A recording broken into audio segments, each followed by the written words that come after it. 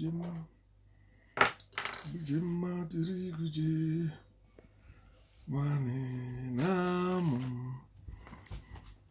1 2 test. Zviri kushanda izvozvo. Timboona nhasi kuti zviri kushanda here. Timboita hello 1 2 test. Muna mukoma 𝗭𝗵𝗺 maswera sei mazimba. Sorry. Ndakandiri busy. Nanchimbo bata zvimwe zvinhu choda kuona zviri kushanda here. Try zvimwe zvinhu zvinyowani tiona kuti zviri kushanda here. Regai ndi ZANU-PF failing badly in its tasks. Regai to summarize some things. I want to do a little bit of summary. Bwanji madzibaba madzimai Julie makadini mutsa uvine mukatatu kasingagumi 10 o'clock ndo dzatatanga naye. Nasi Friday chishanu naye wozampela vhiki chishanu Friday zvaoma naye. Nasi chishanu zuva rechishanu we zuva rinoyera zuva rechishanu kaheti yacho kakepe ndandane mwaka ndisina kumbopfeka even chinonzi chive 𝗭𝗵𝗺 alibe chisadya mpunga tu. Regai tione ndimbonyatsoona kuti how best can I wear this much better now? Looking much better, right? I don't want to waste time. Hanzi unenge ogura mushika baba. Ndo zvatiri kutaura unyauma mwana wamai. ZANU-PF is failing dismally or failing badly on its tasks, because telling me that if you board a commuter bus, if you are stopped by police and that commuter bus is not ZUPCO, then you are bound to be fined $2,000. Nyika iri kutongwa nemapenzi. Zimbabwe nyika iri kutongwa nemapenzi. Paipatechitaura nyika iri kutongwa nemapenzi ndo zvatinenge tichireva izvozvi. When we say ZANU-PF is failing badly, this is exactly what we mean. So what I'm saying is stupidity sometimes overwhelms certain people. Their failure is clear. Look, how are you? Ndakufunga pandaona video ya president echechi paZambia vachipa mumwe shepherd Yuda nyembe akavachengeta panguva yeusungwa.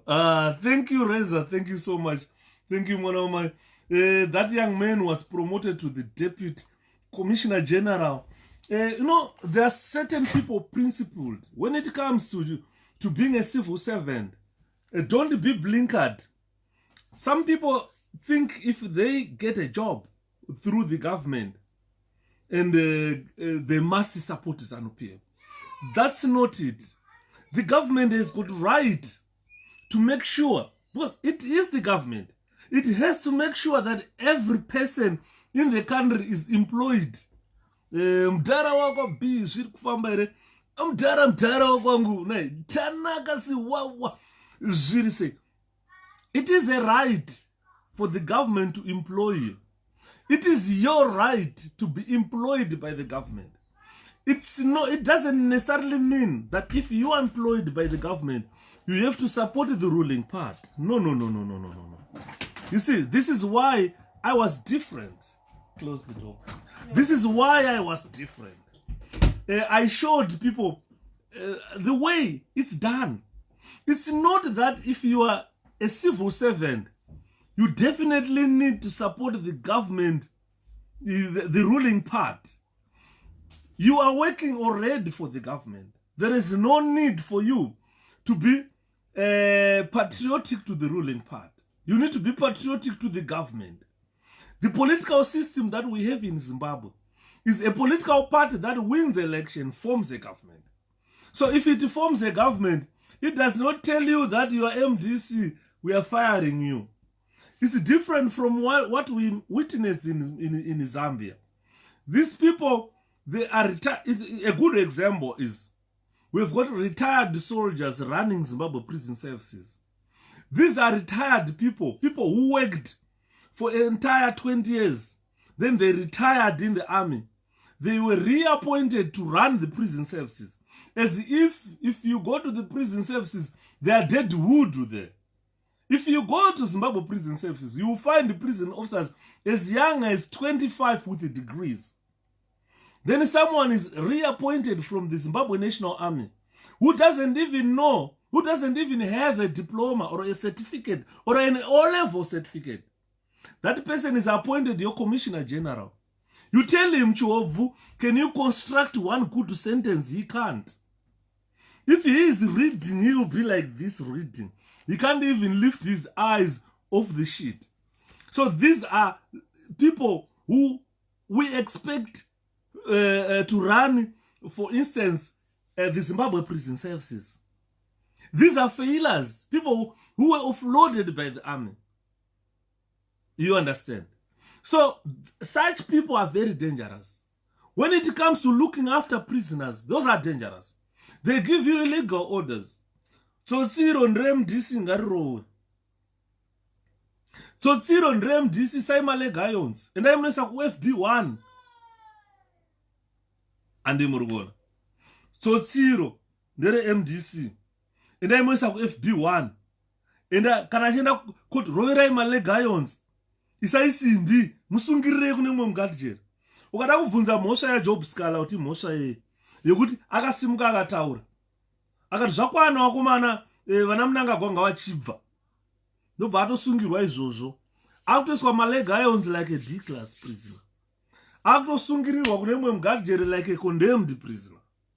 Kumashure kwake kwatoene ma-AK assault rifle newafana vakatakura ma-AK vakarembera mumotikari dze-escort. That should not be like that. Because if you go to prison, we used to classify prisoners A class, B class, C class, D class. Saka mu FE prisoner wese anoya kujeri. Munhu asati atongwa ari pa remand ku Zimbabwe prison services. Anoclassifywa as C and D chete. Hakuna B class asati atongwa. Hakuna A class asati atongwa. I know kuti vanhu havanyanyozvinzwisisa when we are talking about the Zimbabwe prison services.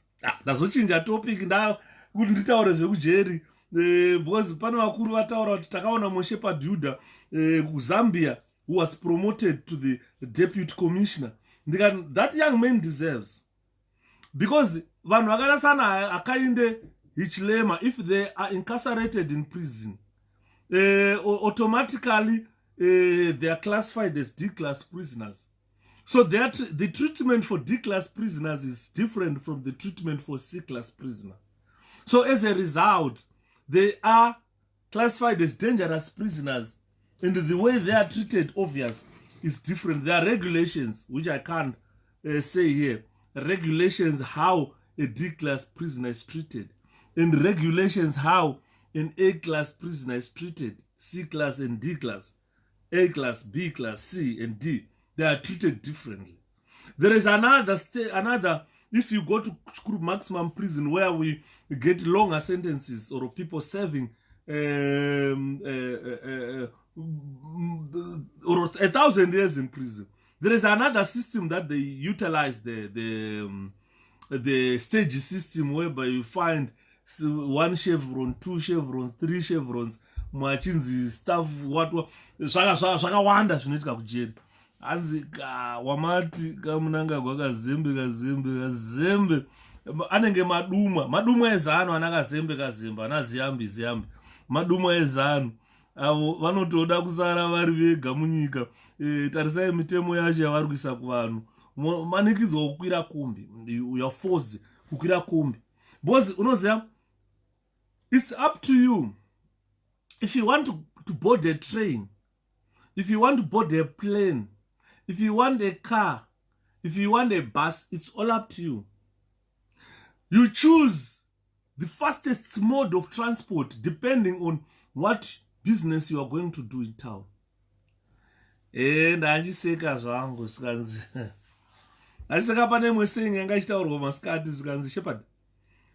Unoona kana hanzi unenge uri musikana baba uchibhukirwa lodge nezvitara zvezanu izvi. Kana waita pamiri wane nhumbu. Hanzi zvinenge zvichienda nekulodge zvichidrive maRange Rover. Zvikubhukira malodge zvirova maRange Rover aya uchiri kasikana uchiri kuzvinzwa uchipesuka uchimisa sechinyamuko. Hanzi ngoita mimba chete nhumbu. Unokuenda kuchipatara nekombi. Marwadziro azvinoita umbofunga wagara muchipatara ugara mukombi kuti hey pandaimboenda kulodge ndine neRange Rover ezvinezvi ndakuenda kuchipatara nekombi dedi dhararera uchariwana madhara ezana. They are abuse people. So what we are saying here is the conditions that Zimbabwe find itself in indicate ZANU-PF failures. Yesterday we dwelt much on the doctors and the use of flats. And I told people here that ZANU-PF government must pay our doctors enough. When they get paid enough, they choose what they want to build. Because you cannot be taken and say, that must not happen to a doctor. A doctor is a very, very important person. Varume takagara pasi penyika panapa tiri zvigulani torwara vanhu tikurwara marwarira tiri kuita anotoda doctor and doctor ari kuitwa semombe muZimbabwe anovakirwa flat maflats aya they were meant for bachelors during the colonial time. Those flats were meant for bachelors, and if you see where those flats are built, they are built next to their place of work. Dzimba dzakaturikidzaniswa dziya ndedzekuita kuti vakwanise kuwana a large number of workers per a small place. They were meant to make sure vanhu vanoshanda kuma industries they are found at a certain place ukuthi anoti haana pekugara. You understand? This was an idea by the colonialists to say we are going to build those flats. And if we build those flats 3 stories up, that means we are going to accommodate a lot of workers and we put them next to the industries. So that apana industry workers haana kuya kubasa in time. Unenge uchibva paWillowville paya pazvimaflats uchipinda pamhiri paipa pachibhucha chiya pazvimafactories zviri paipa. So it was meant, those flats were meant for, they were meant to ensure that a large number of people are kept at one place as laborers, as slaves. From there, they just walk to work, walk back home, walk to work, walk back home. As ZANU-PF government, a simple 31 kilometer metro railway inosvika pachitunguza. It's so sad, so sad. It is so sad for Zimbabwe that we are stuck with the clueless people. People who are around 80 years, 90 years now, who were there for the past 40 years. Imagine, they came from war. Let's roughly say they were 40 years. They were of my age. They were talking about the future of Zimbabwe. They were talking about the future of the people of Zimbabwe. They were preparing to say, I'm 40 years, they were running around boarding planes, going to different countries to look for opportunity for their country. The problem is these guys are clueless. Most of them, they never went to school. So they were flying. When they were making some agreements, signing, whatever they signed, it never benefited Zimbabwe. This is why you see where we are today. We are overwhelmed with poverty. Zimbabwe is in SADC. That is the only country where you see people reeling in poverty. If you go to DRC, those guys, they are making money in Congo. If it wasn't for war, probably DRC would be the best African country that you ever see in life.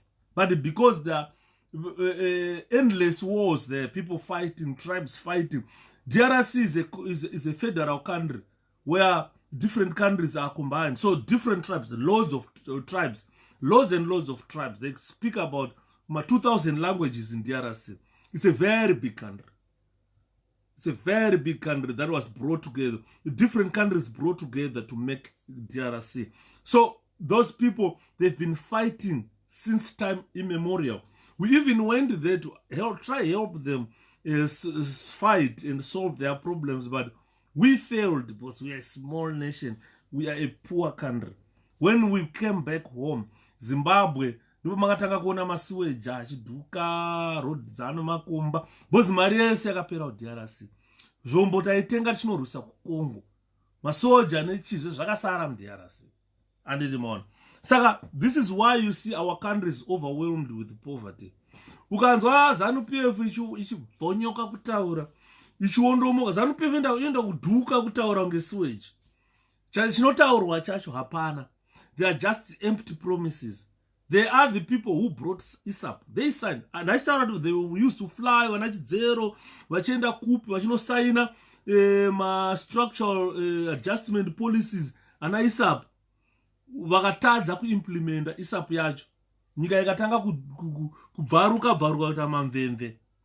So it's all about misgovernance, all about all the failures that we've witnessed in the past 40 years from ZANU-PF.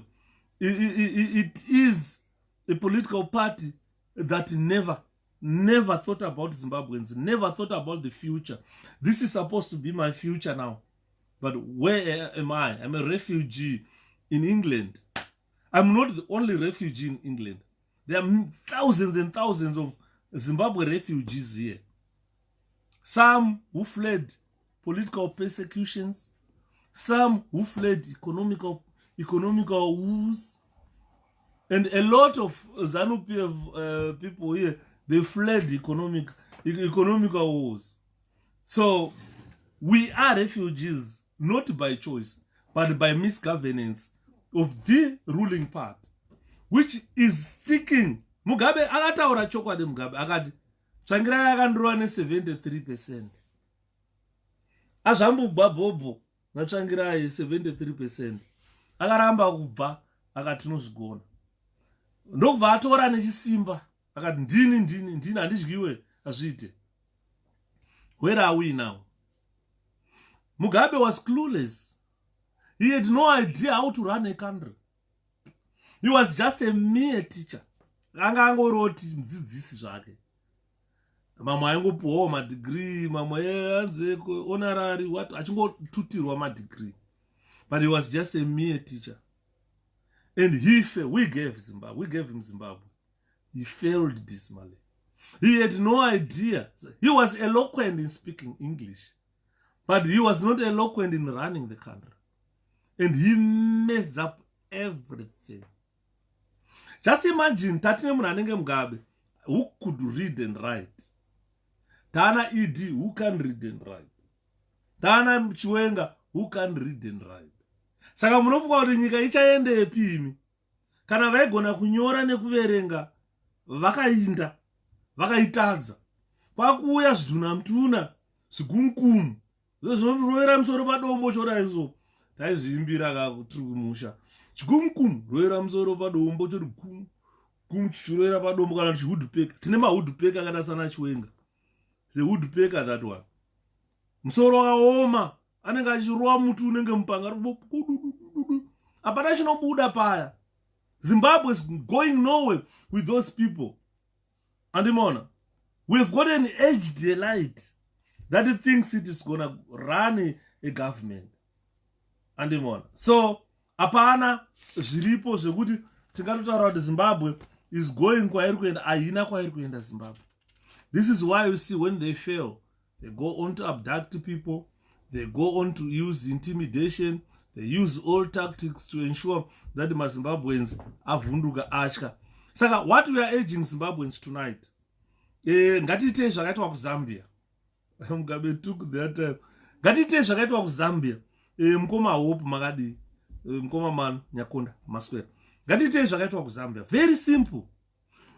Zvatakaita 2008, ngatidzokerere izvozvo. Regai ndikutaurire. 2008 takati vanhu mukadaidzwa kumarally eZANU-PF, endai, musarege kuenda. Attend those rallies in your thousands. Mukapuwa ma-t-shirts eZANU-PF, pfekai. Vafambe vezanu vachitaura kuti tsvamisa tamupedza zvavari kuita izvi. Musaregere kuenda kumarally eZANU. Musaregere kupuwa makapu eraisi neshuga nembeu. Izvo torai ndezvenyu. Dai vanhu maiziva kuti imari yenyu iri kutenga zvinhu izvozvo. The monies that you are supposed to be paid by the government. Because the government has failed to create employment. When the government has failed to create employment, those who are unemployed in a country, they are entitled to be looked after by a government. A government should be giving you something every month if you are not employed. So instead of them giving you, varikuya vachitakutengerai sugar, tivhoterei, takutengerai hupfu, tivhoterei, takutengerai chibage, takupai mbeu. Amusi kupiwa, you are entitled for that. Because the government has failed to create jobs. Instead of paying you in hard cash, they are taking your money, buy something to come and say, here we give you. Zimbabweans must wake up. Ngati mukei. Tiri vanhu vanoti takaenda kuchikoro stere. Azorwadza zviri kuitwa muZimbabwe. Zvinorwadza. Saka we are a people who say we are too educated. But if you are educated, you must know what I'm telling you here. Hurumende must employ you, must create an environment where you get jobs. If the government is failing to do that, they must pay every unemployed person a certain amount of money every month. Unotofana kuhora, inonzi unemployment benefit. The money is there. Mari yacho iripo. Yamonzwa mari inonzi social yanzi kudhara vaiti mari yesocial chiko, social service kudhara. Yanzi social chiko, there was a word yavaishandisa kudhara. Zvekuti vana mai vaitonopuwa $15 a week, if I still remember. Come on, vanhu vakura muZimbabwe ngatibatsirane panapa. Because inini mai vangu vakatomboipuwa iyoyo mari yandurutaura. Vakatomboipuwa mukoma give. Mai vangu vakatomboipuwa mari iyoyo. It was about $15 a week or $15 a month. Yaipuwa munhu wese asingashande. Saka hurumende muri yaiwana $15 or so a week or a month. Yaipuwa kudhara and social what. Saka mari iyoyo iripo. That munzwe zvandiri kutaura. The government of Zimbabwe, they've got that money to pay every unemployed person in our country.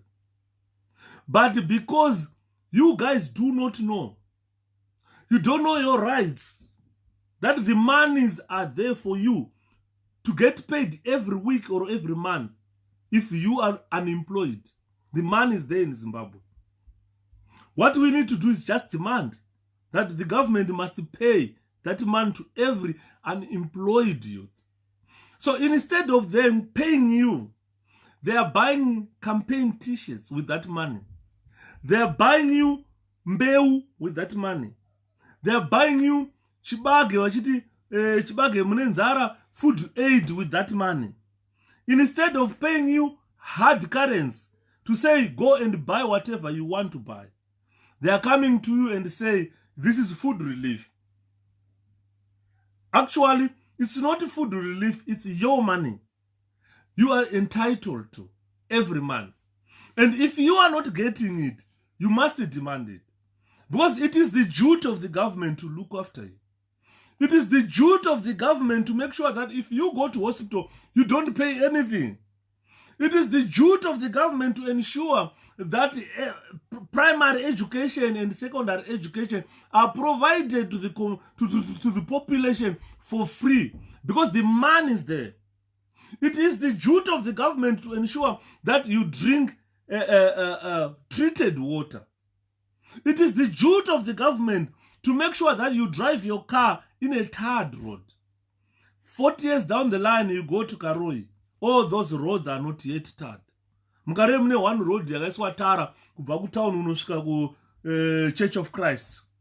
Dzimwe dzese dzemalocation hadzina kumboiswa tara. Endai kuKaMwala kuZambia. When I was in Zambia, they were putting tar in Kamwala. Dzimwe dzimba dzakabhenda vaipwanya vachivaka imba dzakanaka vachiisira vanhu dzimba dzakanaka. It is the duty of the government that to see that you are healthy. Tine vanhu vari kufa zvinezvi.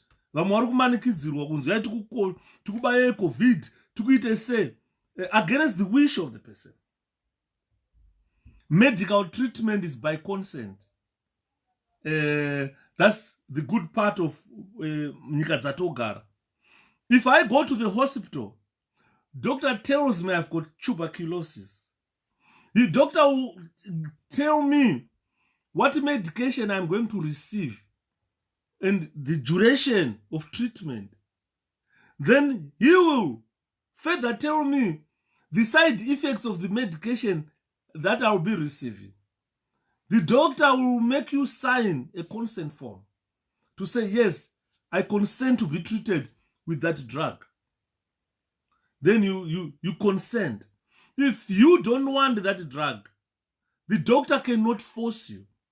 This is why you see, even in the UK, no one is being forced to go for a jab. It's you unofunga wega kuti nai. Saka COVID kana chinzi kuraya vanhu vasina kubayiwa ndikandibata ndofaka. Saka ndodini. You go out ndauya ndega. Ndauya kuzobayiwa ndega. Kwete kuti hanzi kana usina kubayiwa ukwire kombi, aupinde muchechi, auende kubhora, autenge mvura, aubvumirwe kuchera mvura kupombi. There is no country like that. Totally no country like that.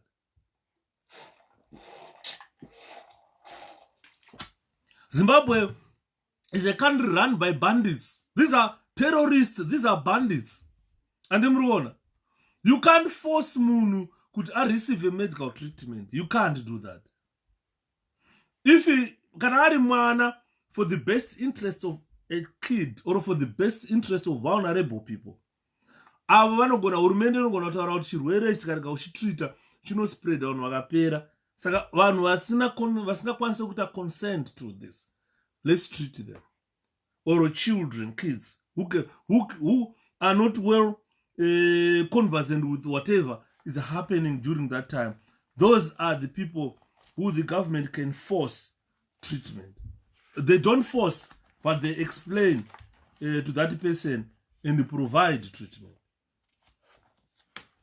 And like a very good example, like exactly Sutarona Mkoma Alois Zanam. If you go to Copacabana, Shandaona Nas Mashura, the video circulating from Copacabana, people are stranded because the Zupco buses, they cannot copy with the number of people in Harare. Kudara, vanhu vagara kuHarare kudara. Maiziva kwaive neainzi maHarare, maUnited aya. Raifamba every 15 minutes. Raisimuka riri empty. Because my next bus stop is going to pick up people. Saka bhazi riya rainzi maUnited aya aifamba every 15 minutes. Iyo chakonongomira rinongosvika roti ndi vanhu vopinda rotosimuka rakuenda. Whether kwapinda munhu 1, whether kwapinda vanhu 2, it doesn't matter. Rotosimuka rakuenda. But the population of Harare yakura. Ndosaka muri kuna varungu vailimita number of people vaigara mudzimba. Kudhara kwaitoti kana ukatoshanyirwa watofana kuripota kukanzuru kuti ndine vaenzi. Votosanoziva kuti papopulation yatinai vanhu sofa vaenzi vapinda muHarare nhasi vangani vari kurara muHarare mudzimba 𝗺𝗺fields. Saka vaigara vachitoziva kuti 𝗺𝗺fields kuna vanhu vakati munyika makati. Ezvo hazvisisiko zvazvi. Saka the population of 𝗺𝗺fields is quadrupled or multiplied by 10. And ndosaka wakuona zvinezvi mode of transport mazupkwaya they can't, those big buses they can't. Mabhazi acho unotonzwa tsitsu ndatagwire emumo vakashandisa system iri kuno kuUK yekuti Zupco inohaya mabhazi. Zupco is hiring those buses from Tagwire. It's someone's business who's earning a lot of money. So to earn that money, vanatagwire vakati hakuna imwe mode of transport inofanira kutakura vanhu muHarare. Vanhu vanofanira kukwira mazupco buses aya tidzosere mari dzatakakwereta. Handiri munoona nyaya iri kuitika. So it's kucreate a business for Zupco kuti iite mari vaone kubhadhira Tagwirei. Because Tagwirei ndiye muridzi wemazupco. Zupco yacho is just hiring from Tagwirei, that's it. They don't belong to the government, those buses. Anatsenanga mune mukadzi uyo maprojects ezana kakamaiguru kangu kamuenziwa. Ndaitotaura nemunin'ina wacho kati ona sisi vako aputika nekuseka zvikanzi handi kutonyara shepani kuzi ndinzi ndiri munin'ina wapresident kati idawa zvikanzi sisi vangu vanyadzisa. This is not the time to split votes. Anyway, that it's health for democracy. Kana a certain number of people he expect or she expect to get, I'm not sure. But vana madhuku maprofessor vaiwana mazero. Don't forget that. We had professors in Zimbabwe who got zeros. Pa polling station, unaona pakaswa mazero maviri amadhuku. Kuisa maziso mairi. Unaona? It doesn't necessarily mean hayo kuti vakaformat ma political parties kwavotu they are going to be voted by the people of Zimbabwe. Vanhu kuZimbabwe vamuka. Tadzidziswa nenhamo. Ndosaka manzo ndachitaura kuti strategy yatakushandisa ngatishandise strategy ya 2008. ZANU-PF ikauya yakabata sipo elangeni PY musasiya. ZANU-PF ikauya yakabata ma-t-shirts ichida kupai ma-t-shirts. Torai musasiya. That is your money. ZANU-PF ikauya neshuga. Torai machinja musasiya. ZANU-PF ikauya yakabata chayakabata. Endaiko munopiwa. Because zvinhu izvozvo hazvina kutengwa nemari yeZANU. Zvatengwa nemari yehurumende. Mari iyi ndo mari yamuri supposed kupiwa imimi as unemployment benefit yemunhu wese asingasenze. ZANU-PF haisi kupai mari yamunofanirwa kupiwa. Government yeZANU haisi kupai mari yamunofanirwa kupiwa. In the event yoti vakabata chavabata vachiti toda kukambena toda sei torai zvinhu izvozvo ndezvenyu. Zvatakaita 2008. Asi musi wekunovhota unoziva kuti urikuenda pakrimola. 𝗵𝗆𝐶 chamisa chete. Anditi mona. Varume mukanzwa zviri kubva kune dzimwe nyika. No, let's not talk about Zambia alone. President Chamisa had an opportunity when he went to Zambia to meet other regional leaders. Kune vamwe vaingozwa unzi mfana ipapeti. Anzi mfana ipapeti. Anzi vakauya vakati takuzvionera tega, let's sit down Chamisa, let's discuss what do you want to do for Zimbabwe in the event that you gain or you are voted as president of the country. President Chamisa vakataura ndichaitira nyika zvakati zvakati. Eno zvakada kuona vese vanhu president weBotswana uyo usandasikazivi kuti mupana we achataura the good part ya president Chamisa kuti munhu akaita sei, MDC political party yakaita sei. Saka you see kuti vanhu vaimboda kutuka vaidada sei, but they are back to their senses. Andimona. So the situation in our country, ladies and gentlemen, has moved to a certain level. It has moved to a certain level that we need to take action as Zimbabweans. If you look at the visit that President Chamisa made to Zambia, it must be an eye-opener visit that provoked this huge attack, or this attack that we see on social media, we see on Herald, we see everywhere. It's the visit that President Chamisa made to Zambia, the invitation that he got. He shocked the region. He shocked Emerson Mnangagwa. He shocked the rest of ZANU-PF. And then more. And then ZANU-PF, pakaenda ED yakuti ZANU yakufamba eyaZimbabwe inofamba nered carpet ka. Makambozviona here kuti eyaZimbabwe painosvika inowaridza red carpet yayo, Mnangagwa ofamba vopeta vodzosera mundege. We saw it in Zambia. It was so pathetic. So pathetic. So the visit of President Nelson Chamisa to these countries, it made headlines. It really made headlines. It really made headlines in Zambia, headlines in SADC. So what we need to do now is to ensure that we move away from politics of speeches.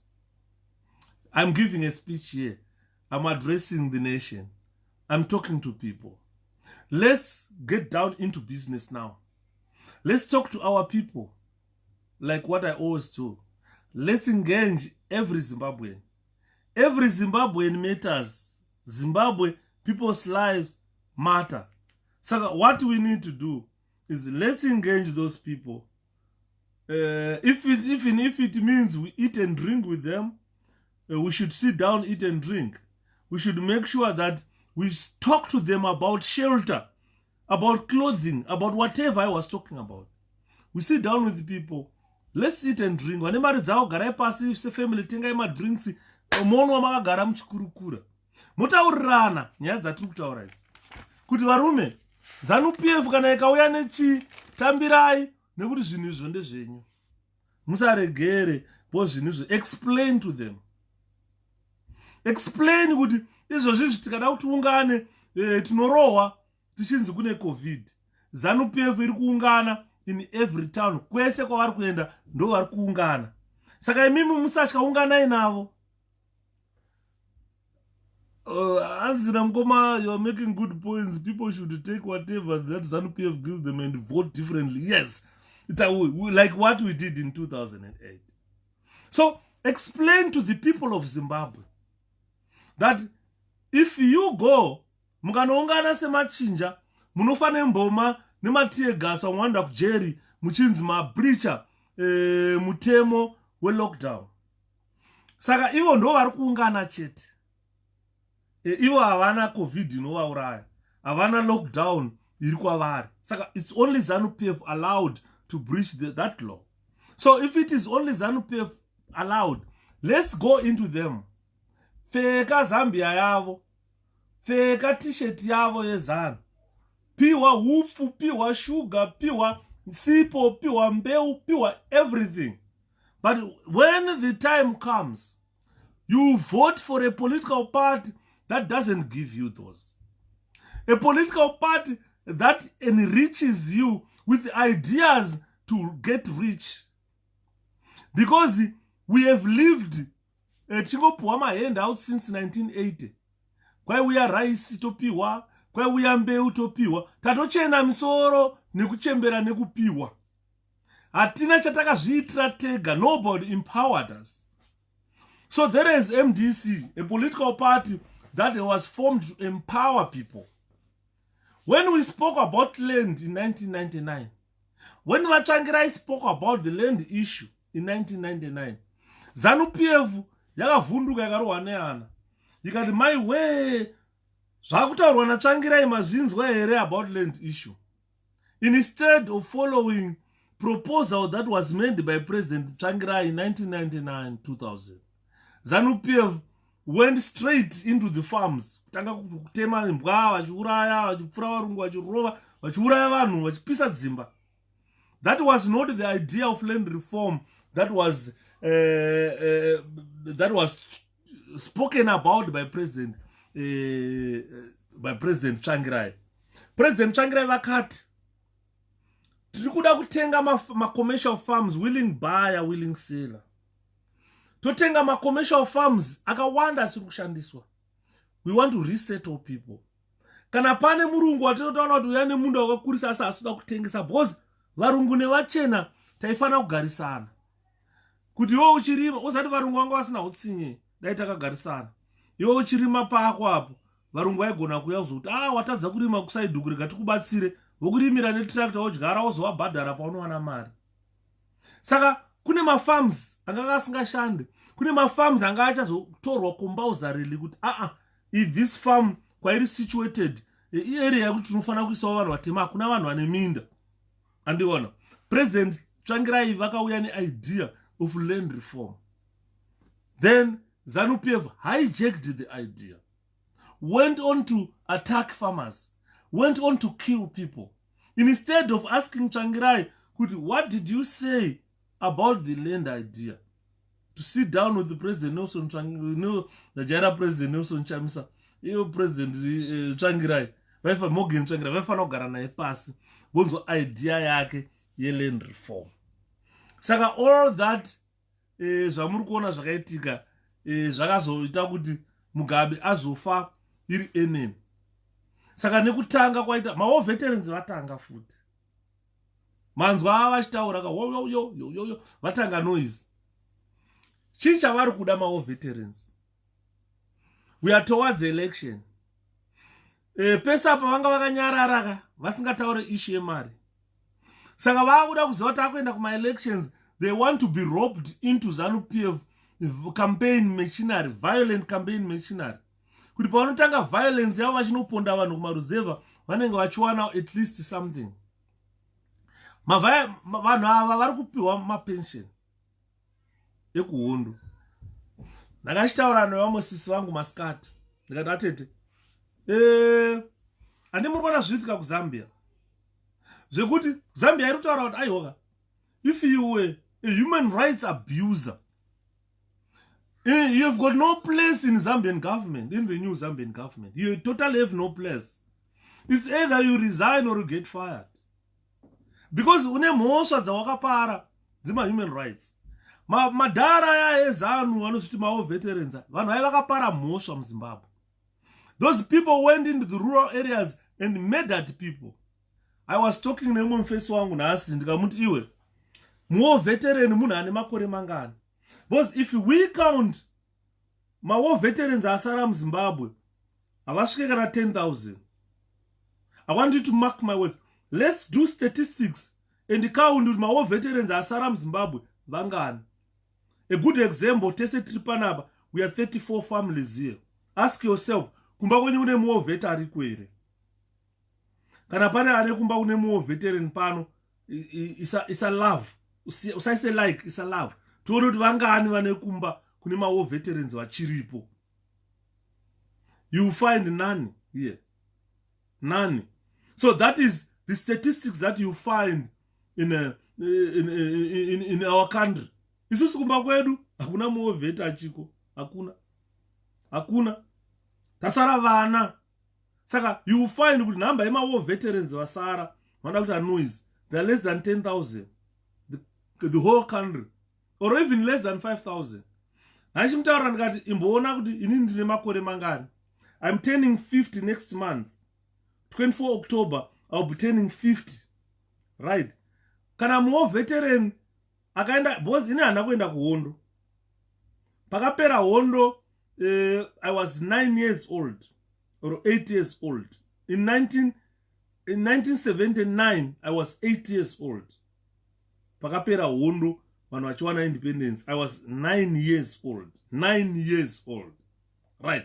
Saka zvoreva kuti munhu wese akazvarwa kubva 1970 kusvika 1979 apa hapana akaenda kuhondo apa. Let's go back. Munhu akazvarwa 1965 paakasvika 1970, that person anga ane 5 years. Ane 5 years paakasvika 1975, that person anga ane 10 years. Kwakwasara 4 years kuti hondo ipere. Saka haana kuenda kuhondo. Hakuna munhu wa 1965 akaenda kuhondo. Wakomanaka. Tisadyiwa nemunyati zvakapusa. Hakuna munhu wa 1965 akaenda kuhondo. Hakuna munhu wa 1965 akaenda kuhondo. Pakapera hondo, munhu wa 1965 was 14 years old.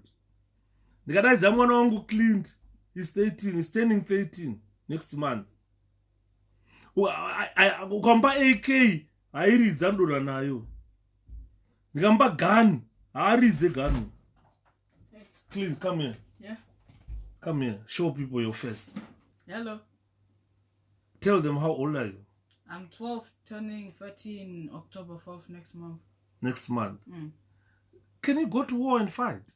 Yeah. Eh? Yeah. Can I take you to war, to go and train you to fight in the bush? Sure. Yeah. Can you fight? Yeah. You see a liar? You see a liar, guys? Yeah? Clint. Can you be a soldier at your age? Like legally? Illegal to be a soldier going No. out there. No, not legally. Because no army can recruit you. You are at your age, you can't be recruited into an army. You understand? Yeah. So there are people who are claiming to have gone to war at your age. Huh? Do you believe that? No. Huh? No. I'm having a conversation with my 13-year-old boy, 𝗭𝗭𝗭.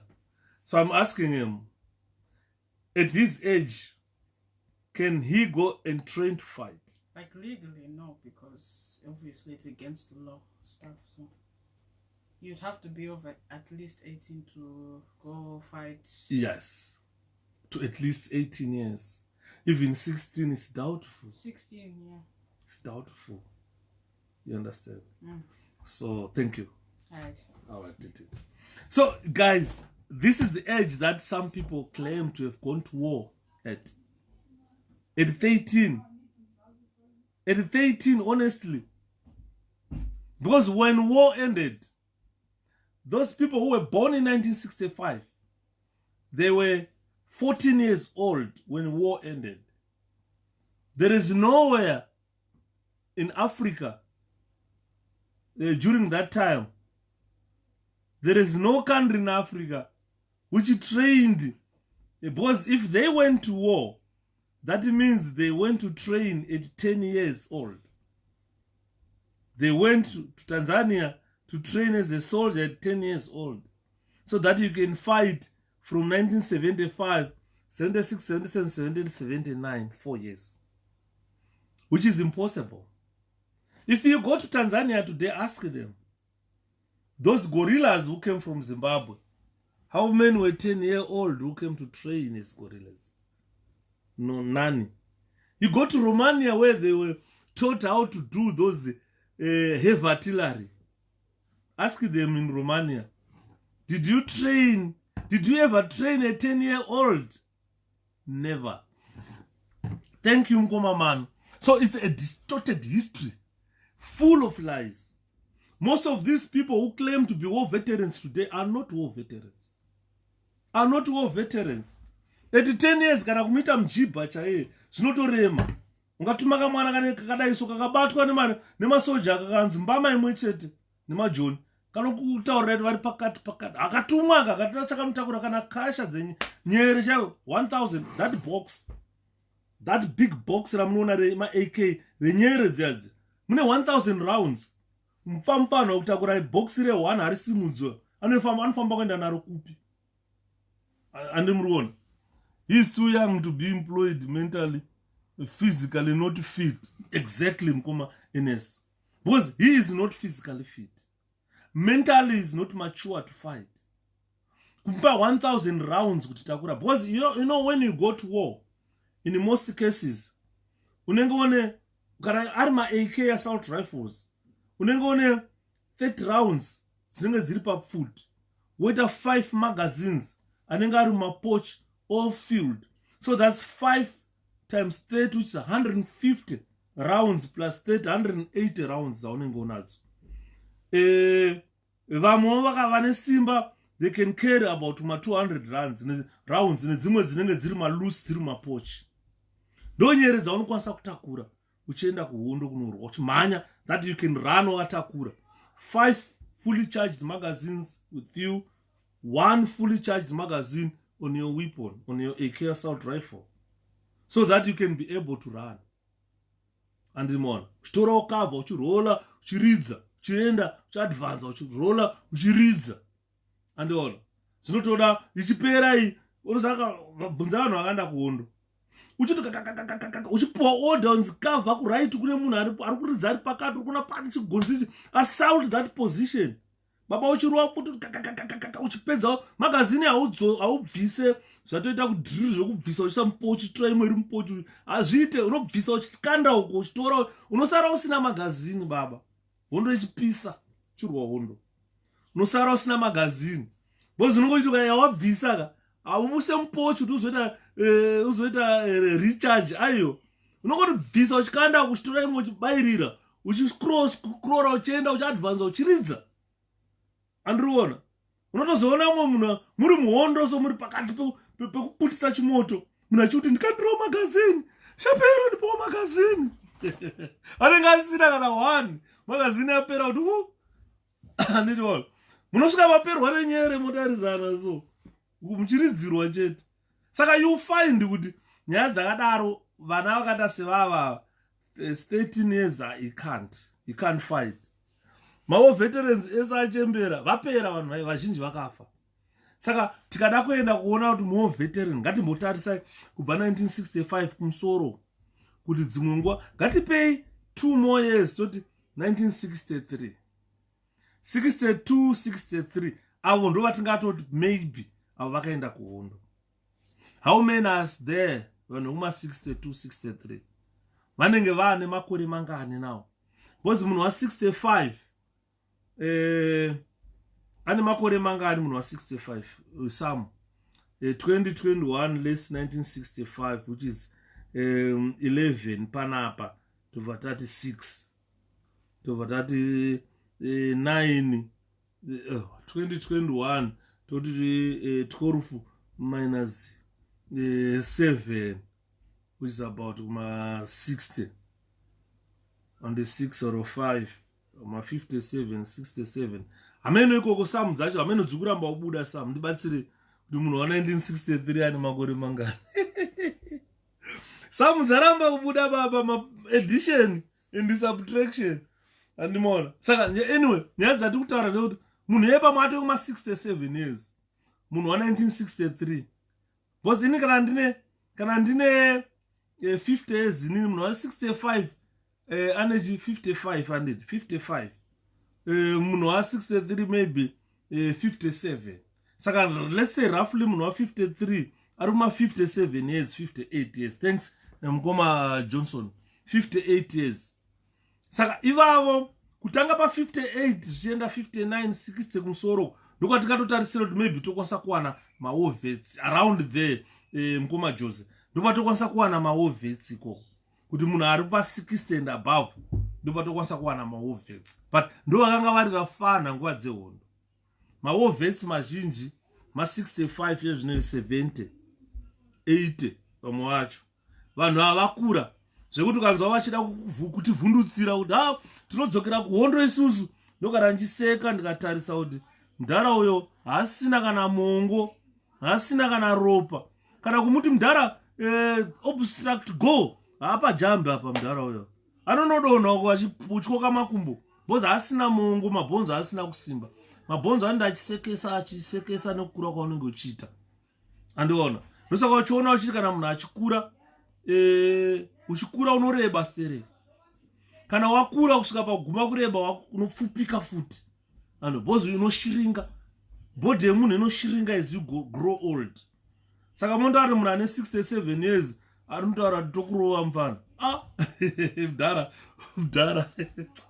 mudhara unokuwarira mahara andimona saka havachakwanisi vanhu vaivai kana kuenda kuhondo. There are just a few people vari kuda kukuvhundutsira vanhu ndakavataura kuti learn from what is happening in Zambia.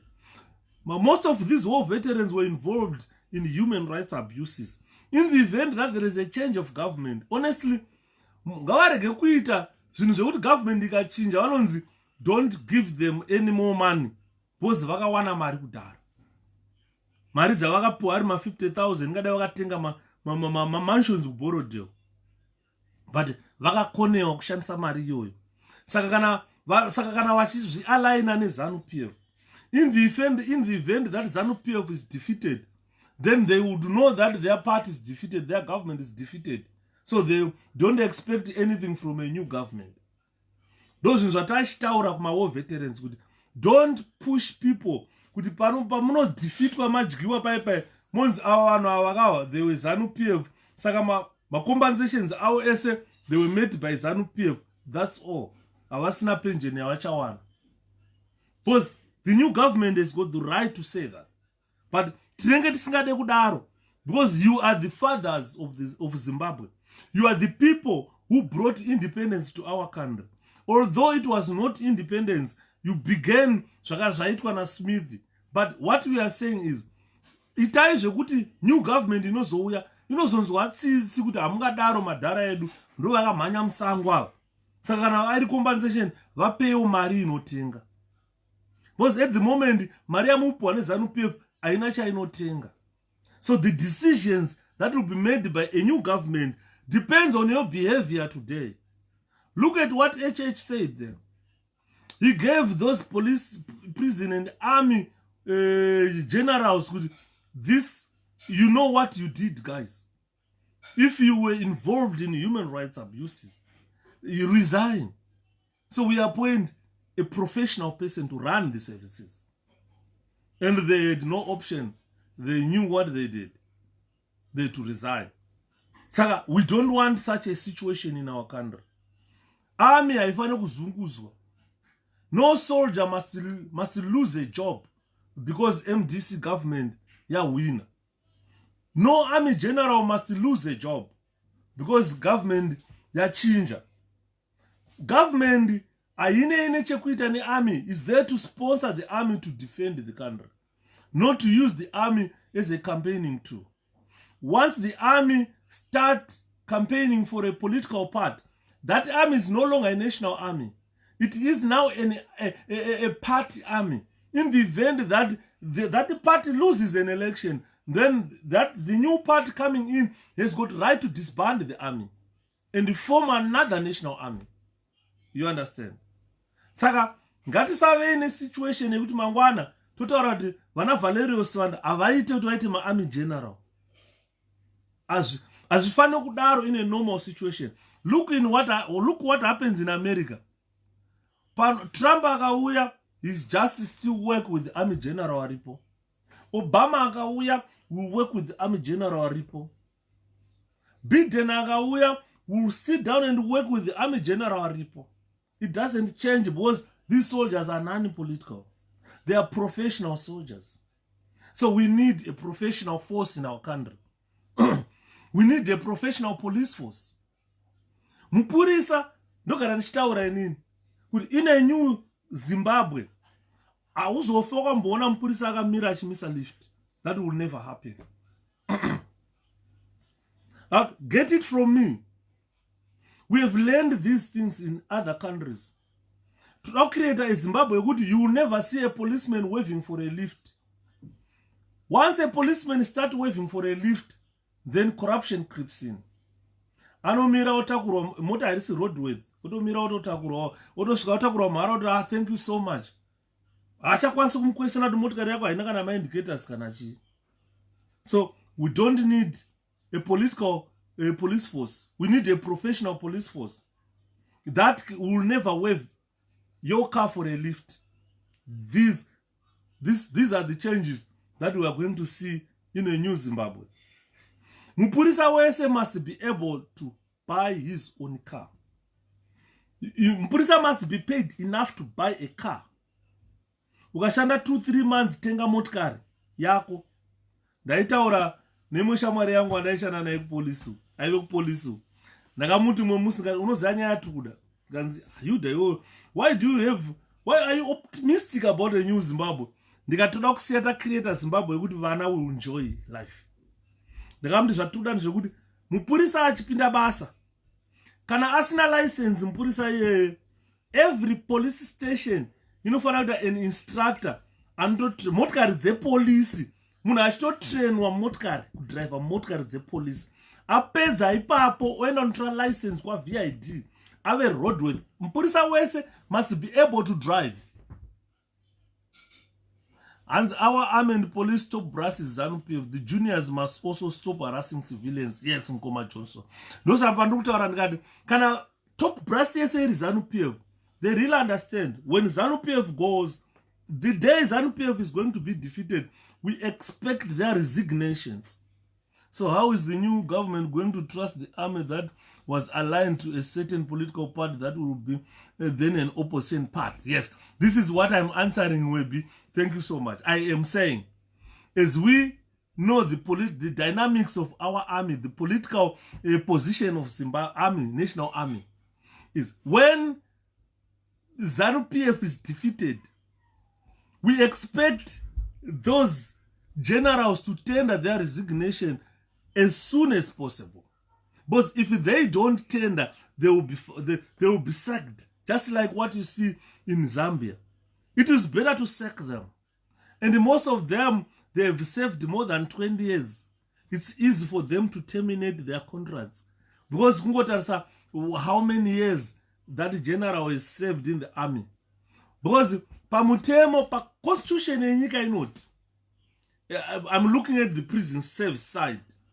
Constitution of Zimbabwe inoti. Commissioner kana vasvika a retirement age. Yekuti vanonzi because retirement age muku prison, police, army or civil servants. Ukasvika 50 years, you must retire. In the event, saka zvavanda kana vasvika 50 years, instead of retiring kana vari ma-commissioned members, vanonyora ma-extension letters kuti ndiwedzerewo ndokumbirawo president mondipa 5 years. Opuwa 5 years, dzakunopera kana achiri kuda kuseva, anoramba achiwedze, anokumbira ramba achikumbira. But commissioner of prison anoextenderwa a period of 5 years. Kana mwari kana president wazobvumira vanoextenda more 5 years to make 10 years. Havachakwanisi kumaextendera more than that. He has to retire. Saka uri kuona ndo pataitaura pataiudza anonzi anuyu Zimond. Ndagara ndakanetsana nemudhara uyo. Ndaimutaura kuti you are illegal, you are illegitimate. You are holding on to that commissioner's rank illegitimately. Mandiri. Makore ako ekuenda kumusha akapfuura kudhara. Zimond akauya 1997 achiya kuprison. I think 97. Because 98 akanga apo. 97 yo akamboenda kuma trainings achinzi arinotrainwa zvokommissioner weprison chichi achibva auya. Saka if you look at 1997 Zimond achiuya 98, 99, 2000 ari commissioner. 98, 99, 2000, 2001, 2, 3, 4, 5, 6, 7, 10 years. 8, 9, 10, 11, 12. 2012. 15 years.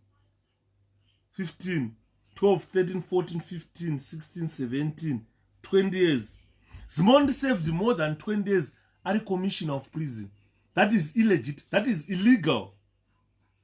They extend annually that also you have to dance to their tunes and for extension here. Yes.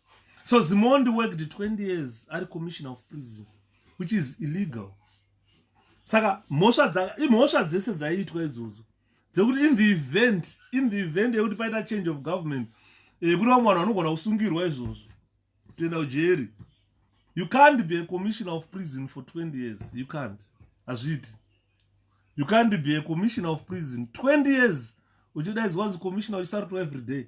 Azviti. The constitution of Zimbabwe doesn't allow that. Saka uchiona tichivataura kuti they are illegitimate. Vana Valerius vanda zvigaro zvavakagara vakazvigara illegitimately. Vakawanda vanhu vapedza service. Vokuti ngadai vakumamisha vanhu vaive. But they are still clinging on to power because they are appointed by the president. President anofana kwa extend because ma commission vanenge vakujusa every year like zvokutaurwa na Mukoma Jones pana every year uchikumbira ndipeiwo andiri muri kuona. But vanhu vamwe vagere muzvigaro izvozvo ndosaka uri kuona vari so loyal to ZANU-PF because they think by being loyal to ZANU-PF ndicharamba ndiri pabasa. Saka in the event vanhu vakadaro in the event of change of government we don't expect to push them away because they must reflect on themselves. Hey, zvandakamboita zviya, do I need to serve a different government. If you see, the answer is yours. You have got the answer. You tell yourself, no. That's not it. I have to leave. I have to go. Saka you will find, even my pension, a good example is we've got soldiers in the prison services. Those guys worked 20 years in the army. They are getting a pension from army. Who are 20 years in prison? Say one government cannot give you 2 pensions. You can't. That's fraud. So most of them will be arrested. They'll go to prison. Because there is no way you are going to enjoy two my pension to washanda ku prison. Upo pension. Wenda ku army upo pension futhi pa unobuda. Kuti nongana ma pension 2 ekuti ku army ne ku prison. Same government. That is illegal. That's fraud. And more. Saka tunaona mbombera zhinji inozongonzi pardon na president but inenge yambochinja inform unochinja inform.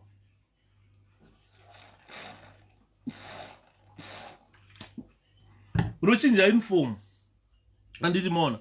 Saka what we are saying, ladies and gentlemen, trikutaura nyaya yekuti Zimbabwe, that's my brother from another mother. Fungai, how are you? Ziri kufamba iratiti. Andimona. Saka we must often reflect on what is wrong and what is right. If you are in government today, reflect and make the air whilst the sun shines.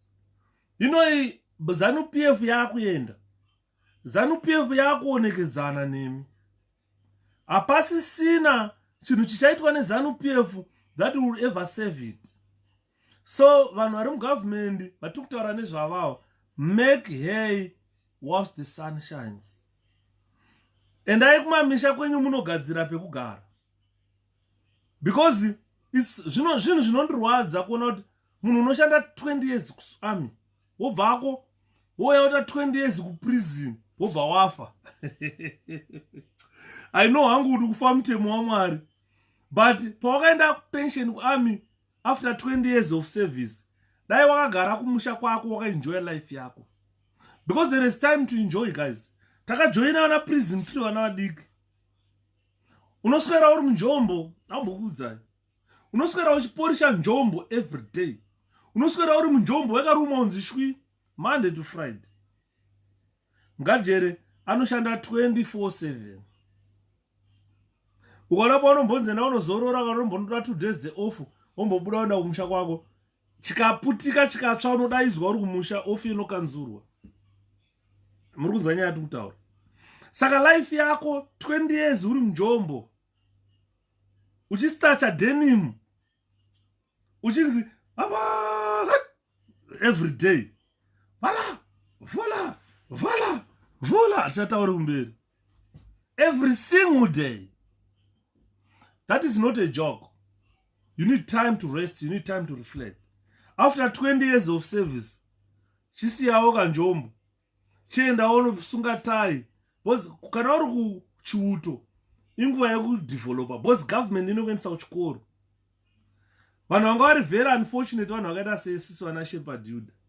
Ndisu taizikanwa kunzi aya ma-hotheads vafana ve-MDC taitozikanwa. Anzi inonzi civil service. Takabvako no chokwadi mukoma Johnson. It's a civil service. You need to save it at a certain age. Kana uchinge wapedza woretire woenda. Kana uchida unotsvaga rimwe basa woenda. Chiuto chaichengeta kudhara. Ukapinda kuchiuto unotsvaga kosi yaunoda kuita. Andoda makanika, nada kapenda, nada chiwenda college. Woitiswa training nechiuto woseva uri kapenda. Paunobuda paipai wakuenda unofoma kambani yako tosunga tai wadirector kutozviitira basa rako. Vanhu vanga vari very unfortunate, vanhu vakaita seisusu vana 𝗭𝗵𝗺. Unoziva ndogara ndida kupa reference yangu. Muna 2000 ndangati 2000 nchiya chatarisa mani. Ndaka-applya kuHarare Institute of Technology ndaida kuita engineering ipo paya zvemota mechanics. Ndobva ndaenda ndobva ndawana nzvimbo ndawana nzvimbo ndakaenda kuprison netsamba yangu offer letter yangu kuti ndawana nzvimbo kwaRare Institute of Technology kuita motor mechanics. Ndakanyorera kuti ndikuda kustudy leave nesponsorship. Ndobva tsamba yangu yabatwa zvikanzi tsano imi munozoenda kuchikoro kana MDC yakutonga. Ndakadaidzwa kuofisi avainzi assistant commissioner Manzini. Ndokwandakaenda kuofisi kwavo ikoko. Ndokwandakanopuwa maramuro andiri kutaura kunzi iwewe uchazoenda kuchikoro kana tsvangira yakutonga. ZANU-PF government haikwanisi kukuendesa kuchikoro. That was what I was told. Ndibva nabuda muofisi nchichema nchiziva kuti pangu papera handichakwanisi kuenda kuchikoro. Pandakaenda kuHarare Institute of Technology ndakaenda twice kumainterviews. Ndakaenda yemotor mech neelectronics. Ndakawana nzvimbo both, but I couldn't go kuHarare Institute of Technology kunoverenga because ndainzi kana vatsvangirai votonga ndobva ndichazoendawo kuchikoro. Hamene igore ripi raizotonga mogeni. Saka ndakabva ndasiya.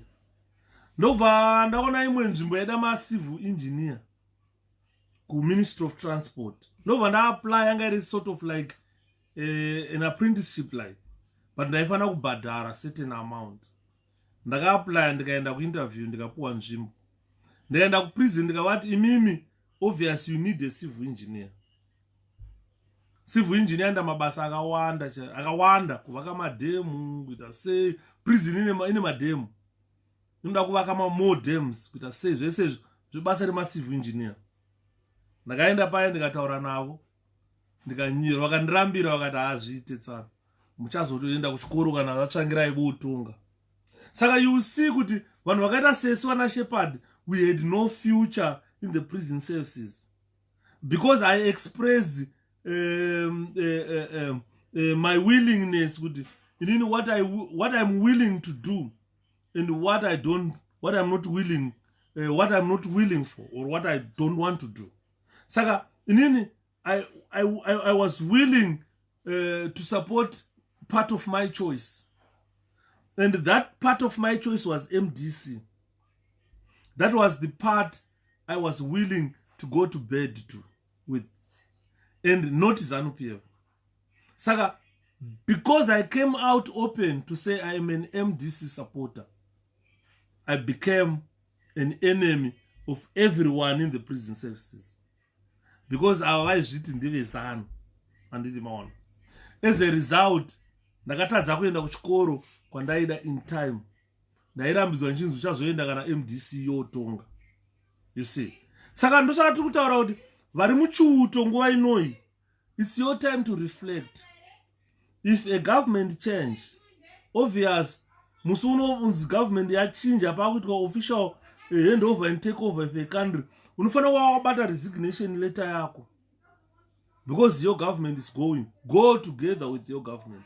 Ndozvakaita HH akataura akati go together guys with your government, because instead of you to uphold the constitution of a country, you were upholding the constitution of a part. You were being deployed muchirowa vanhu. Ukaona maroverwa aitwa vanhu zvaitwa paHarvest House, maroverwa aitwa vanhu nemapurisa ainzi veRiot ndakati havasi mapurisa. Wozotanzi government yarova pasi, vanhu vakadaro muvachengeta, kana kuti commissioner aidaro matanga emomuchengeta, kana kuti minister anonzi Kaini Matema momuchengeta. Hazviite izvo zviyazvi. Andinoona.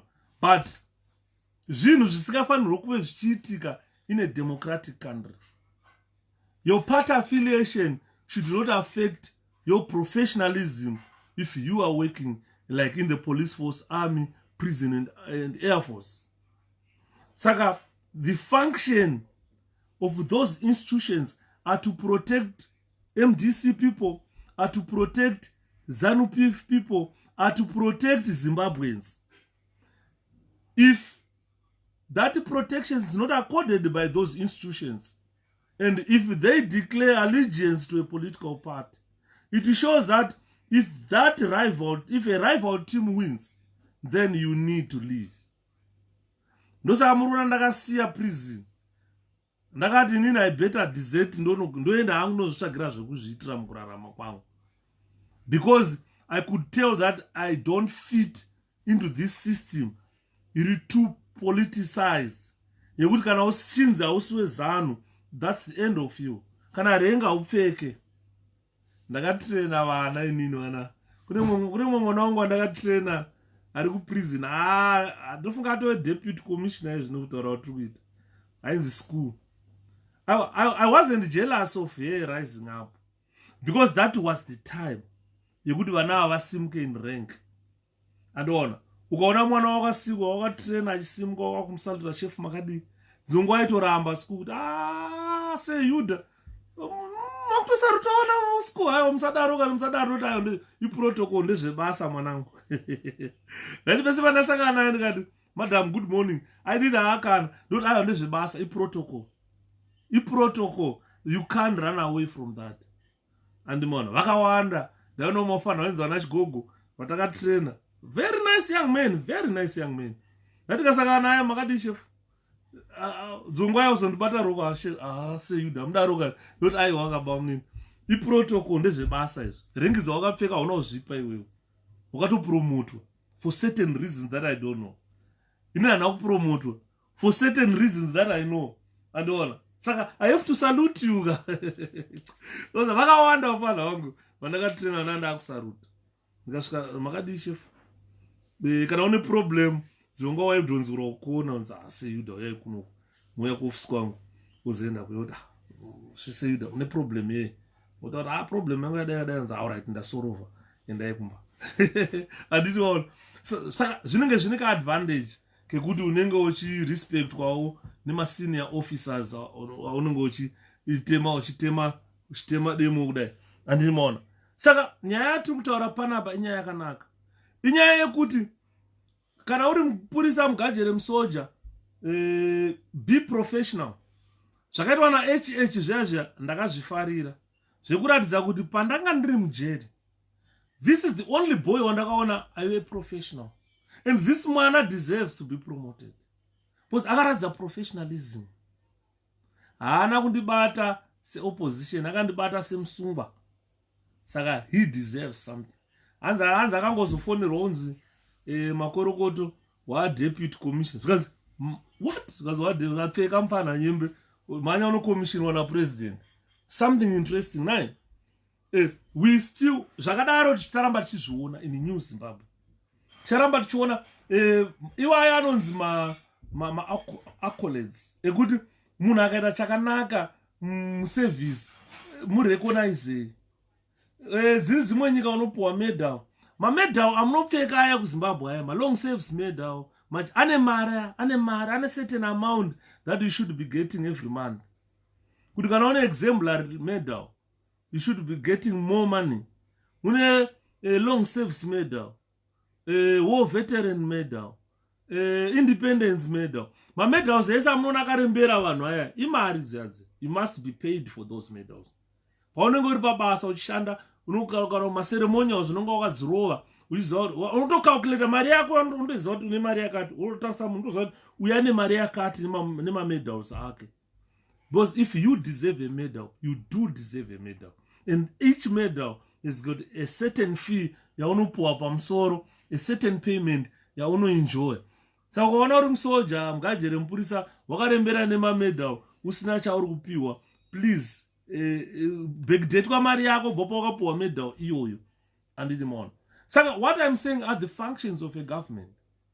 If these governments like the ZANU-PF government we have today, which is run by ancestors, which is run by antique, vanhu vamwe vauta kuti antique kuti kwamutarisa kana mafuta hachabatirire. Taiva nemwe mudhara ainzi mafuta ndaimuti blue black anga ari kuZimbabwe police, Zimbabwe prison police. Mafuta waiti kwamutarisa kana skin yake aiti kana kazora kemfa aibatirire kemfa. aisara umbuko kuti mpu apa akasviba kuti ndo. Ndakambomuti mbouya nenabhururu wangu charohwa pano neshamwari yangu akaroora mukadzi akasviba. Akaroora mukadzi akasviba, mukadzi akanaka iye, pana akasviba kuti ndo akanaka. Mukadzi wacho yanga iri shamwari yangu kuti aiwirirana zvisingaiti. Zvokuti kana paakamuroora soka ndaingodhauta kuti vachagarisana ivavo but vatochembedzana vatoita mhuri izvozvi. Mukadzi anga akanaka iye akasviba, but she was my best friend. Aiwirirana zvisingaiti. Ndikafamba aito kana kandiona ane chingwa aitotema nelofu rechingwa kuti Shepherd onene bho nelofu rechingwa ende anobikira vana tea. Nomuti iwewe zvonzi ende anobikira vana tea Shepherd. Ando atopedza zvake. She was my best friend. Friend yangu yekuti kana ndaiti kana problem ndaingomira so ndo uzati ndayo ne tendency yekungosatsitsi ndakamira. Aitouya chirozobvunza Shepichi, what's your problem? Ndomutaura ndi problem yakati. Kana musi wakaroorwa ndakafara. Ndayo nemwe shamwari yangu. Ini ndayangokura chitamba nevakadzi. Because I was the only boy in family medu. Saka ndakakura nchitamba. Shamwari dzangu zhinji vasikana. Vakadzi ndo vandaitamba navo. Zoti madhamu wangu sometimes aingoti Shepherd shamwari dzako idzi. Andozoona later. These people are just friends. Hapana kana chiripo. Ndayo kamwe shamwari kangu kainzi Tawa. Taiwirirana zvisingaiti.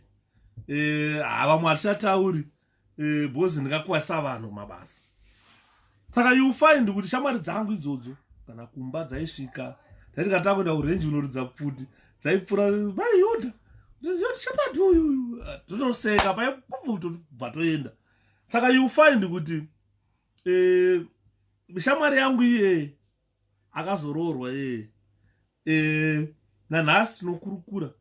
Asha uri sei? Mhuri yako iri sei? Zviri kufamba sei? Saka nyaya yati kuti 2023 strategy is 3088 minutes. 2023 fochi ndo yatiri kutaura nezvayo. Kuti 2023 iyoyo ngatiirongerei sevanhu ndiri kutaura.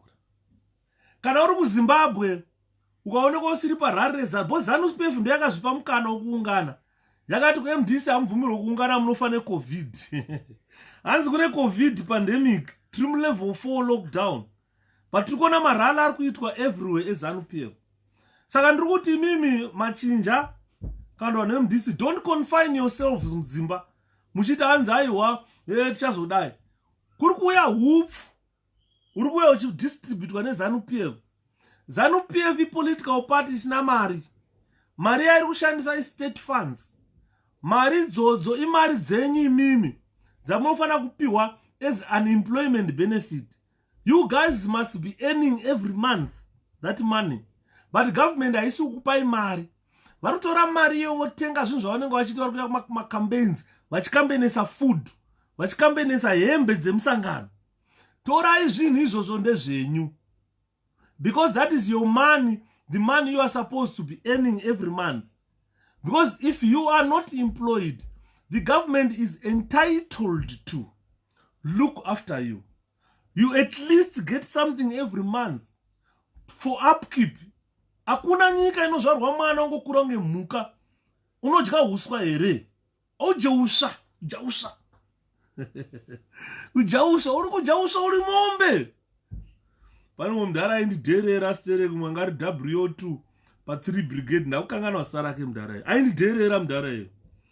Aingoti ndikanongona mazino anga ndikaruma kahuswa kudai kana nongonesa mazino.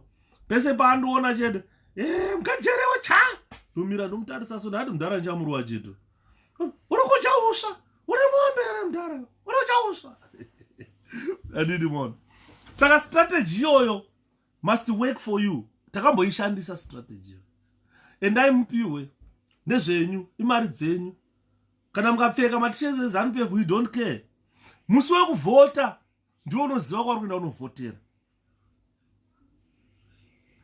Andiroora, musi wekuvhota ndiwo unoziva kwari kuvhotera. Andiwazwa fochi. Musi wekuvhota ndiwo unoziva kwari kuvhotera. 2008 waiona munhu akapfeka t-shirt yeZANU achibuda muballot box. Aitaka kutarisa soti Shapiro iye akapfeka t-shirt yeZANU ari mugajeri. Shapiro ndoti wangu Krimola is on top. Saka waitoziva kuti pese parinopinda kunovhota chiri pamusoro MDC aivati wangu Krimola is on top. Asi akapfeka zvinhu zveZANU-PF. Ndo strategy yataishandisa. Munhu wese ukatasa ZANU kuchikurubi yakarohwa all systems out. Ukaenda KG6 ZANU yakazvamburwa, Bob akazvamburwa. Ukaenda kupi makembi ese 2008 ZANU-PF lost because aitipana Krimola is on top. Unenge wakapfeka t-shirt yeZANU, isana Shepherd aipfeka dzedu dzeMDC. Saka unoti paunobuda mupulling booth meme unotakanura mabutton wensiya so t-shirt uchirohwa nemhepo so ubva kuti Krimola is on top. Andiona takambonerera 2008 kana ndakaona kuti vanhu vanokunyepera kuti shefu paitwa musangano everyday usiku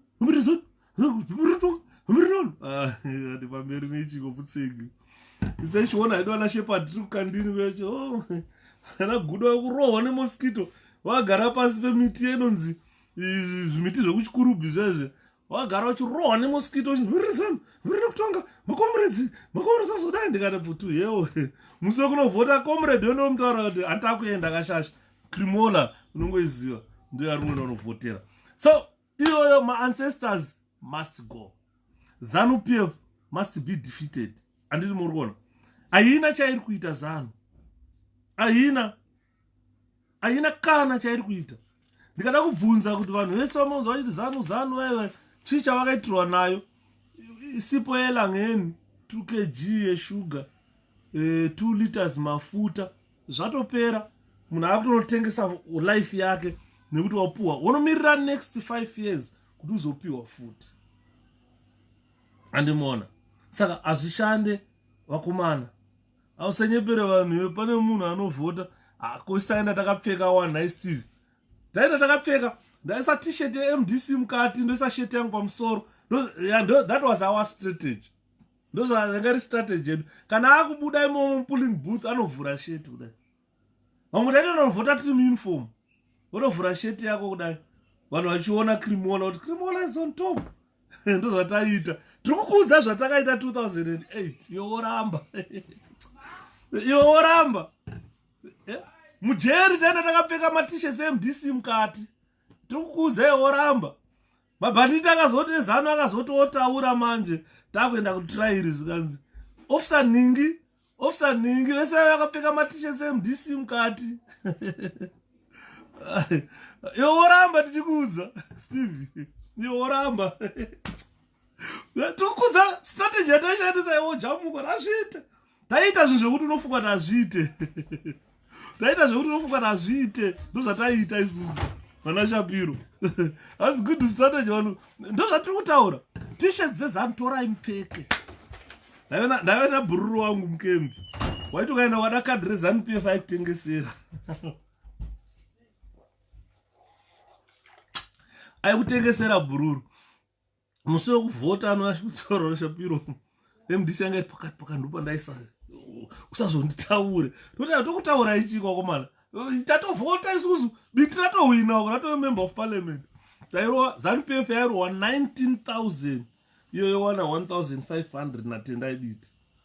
Ndo strategy yataishandisa mujeri taipinda takarohwa matishets eMDC mujeri ari mukati megreen shirt. Ukaivhura ndichakuratidza picture yangu imwe yandina ndakapfeka uniform yekubasa ne white shirt ne t-shirt yeMDC mukati unozongoona nepapa pewhite apa Krimola handiti mola. Saka you find kuti tikatanga strategy yatiri kutaura iyoyo kuti musatya guys, munoroverwa mahara. Iwe musi wekuvhota unenge uri wega. Imbotetera nyama yako kuti rwendo runoira handisida kurohwa. Kana wakadaidza musangano ndoenda, kana wakati t-shirt pfeka ndopfeka, kana wakandipa hufu nchatambira. Isusu vana Shepherd yanga iri nguva yenzara kaya 2008 kwakada nzara inoshura mari baba. 2007 5 2006 7 8 kwakada nzara inoshura mari. Nzara yairidza mumuridzo nzara. Woti ukasangana nemunhu murodhi unofunga kuti asina kumhoresa achipeperuka nemhepo nenzara baba, munhu asina kudya. takaonda magadheri kusara mabhonzo kusara musoro usara kuda skeleton kwanaonda musoro unda skeleton kuonda munhu baba 2008 mazokuwira makomba aya 2008 but isusu tairamba kutambira ana shepa tairamba kutambira mukembi maiti mukaya chibage chezano wanga usikandione pachibage chezano pf kana not even a day ndaitaura handidyi zvinhu zvemasatanist handidyi zvinhu zveropa ndairamba ine unofane nzara ndikati handifi nenzara usanyepera vanhu vana vangu havafi nenzara kumba vaiti kana vapedza kudaro ndaenda kushamwari yangu akazofa akaita accident achibva kuSouth Africa murungu ainzi Linda Sims. Linda aienda kumafarms achinouya nechibage ouya nechibage oenda unogaisa aigona kundigira 2 masaga ehupfu akagaiswa nemakabichi nemafuta nenyama nechii. Saka aiti kana auya ondifonera Shepherd uri kupi nomuzani ndiri kumba onditi ngatisangane kana pagedhi renyu rekuchikurubi ndoda kukupa zvinhu zvandinazo. Saka unongochifa kuti ari kungoya negrocery remamanga paunonosvika paya unoona Linda akazadza ane 100 kg ehupfu ane 5 liters mafuta ane gumbo rese renyama remombe munenge mune huku dzimwe dziri chopped. Linda, how can I carry this? Ndochitakura sei Linda? Ondara don't worry. Dzikisa uisa apa ushaye motikari nokutakura. Unodzikisa grocery rekuma $300 uchitambira 50 rands pamwedzi. Korwa motikari kuti pomkuenda. Kana kasvika kuma hi Shepherd Linda Deipi. So I'm sorry. I couldn't take your food inside. I'm sorry Shepherd. No, that's fine Linda. Apo magadheri mai pavanenge vakupfura paipa ine ndakapeta maoko ndakamira pane grocery vatasa grocery handinaro so panenge pane makofi mikaka vaishamisika kuti mufesi uyu ndokozoona kana pangopfura wagirei mari andoshamba nditakuri rubatsiro urulaishira hupfu hwangu urulaishira iyo vahora bhagidhi rehupfu ine 100 kg zehupfu hupfu hwaioramba mangu kusvika kuta makonye atitiona. Saka you find kuti kana uchinge wazvipira kuti panapa ndakudya imbwa ibva wadya huno. Saka 2000 inini 2000 ndasingatore zvezano chikafu chezano ndasingatore nondati ndikaziva ndikata nzara ndaiziva kokuenda ndaiziva kokuenda kuti vana vangu voziva ngenzara handiti maona. Saka 2008 nzara yakaridza murizo wati uchifamba iri nzara baba ya zuva rikapisa sonoti Mwari. Ndakamboti rimwe day ndakabva kumba ndisina kudya ndikati madhamu anditi chingwa chatinacho hachikwani chi ndikati aiwa don't worry indononwa tii kubasa ndobva ndangobuda. Saka ndasvika kubasa takaunganidza mari yokutenga chingwa tatuma mumupana ainzi Mazana ndobva aenda paTM Kamupinza anosvika paTM Kamupinza TM papa paNewlands kwete Kamupinza paNewlands ndobva asvika paNewlands akaona hapana chingwa hachisi kubikwa ndobva akwira motikari kuenda kuKamupinza ndobva asvika paKamupinza akaona hakuna chingwa ndobva adzoka akazodzoka dzaa kuma12 vanotaziya nenzara muofisi takambonwa tii tsvuku dziya dzesamaremoni tasei zvakashaya basa chimirira chingwa ndobva ndakaziva kuti chingwa ukachislice chine 4 pieces saka waitotora 4 pieces each muri 4 woti 4 about 16 pieces loaf rapera ndobva ndaizviziva ipapo ndobva ndakatanga kuziva kuti matchbox mune 39 sticks matchbox mune 39 sticks ndakambota nharo kati hakana zvikanzi 39 sticks saka wati ungatenga matchbox yemugowana bozi kunenge kusi moto magetsi aienda saka wasvika kumba unenge une tuma matchstick twako tounogona kusvika madhamu wasina moto usvika kwe light makutoonana. Saka you find kuti 2008 yanga yakaipa pakadzoka Mazana kuma12 asina chingwa kumuti koenda kunonoka ndazoenda kuKamupinza still hakuna chingwa TM Newlands hapana chingwa kuti saka toita sei guys hapana chingwa. Saka ndaione shamwari yangu ndaiwirirana nyaya yekutamba nevakadzi yakanaka vasikana vakanaka kutamba navo. Ndaione mumwe musikana wandaiwirirana naye aishanda pakitchen ainzi Tagwirei waiti ukamutarisa iye musikana ndakasare ndakati amai makanaka muri kudonedza musika ndikamutarisa soti Yudhaka matarisiro anondiita handimadi. Ndikati asha haushoreke kana uchifamba vanhu vanotokutarisa, saka rigaitarise so haridi chemunhu. Saka aibva ati akadaro bva ridzatsama opinda oudza mabhanditi kuti bikai sadza, offside vane nzara ronzi sadza rotemerwa sadza ronzi paku apa babatai udya nebeans dzisina mafuta. Uri kubatirwa mari yerations udya beans dzisina mafuta. Saka pakauya beans ndikati beans dzisina kana mafuta dzakadai zvikati shepherd idya shamwari naona matarisiro anga uchiita dinzara kuti oright arega ndidye. Saka ndabva ndatora sauti yemagodo iya usazozviita tora sauti yemagodo bva ndamwaya mwaya zvezvo ndobva ndatanga kurova. Ndangoti rove musuwa rove baba sauti haiite magodo rakabva rasimuka rese ranandadya. Ndikamhanya kuseri kweofisi ndikasvika ndikarisiya rese ikoko. Kubva ipapo ndandao ndikaona beans mwoyo wangu waingodai ojunguruka. Ndakutanja unotanja nenyaya yekuti mudumbu hamuna chimwe chinhu chirimo, mapinda sauti unotorutsa chete handiti maona. Saka nyaya yatiri kutaura inyaya yekuti 2008 zvazvakaoma, asi zvakaoma kudaro kumberi kuzvichaomesesa.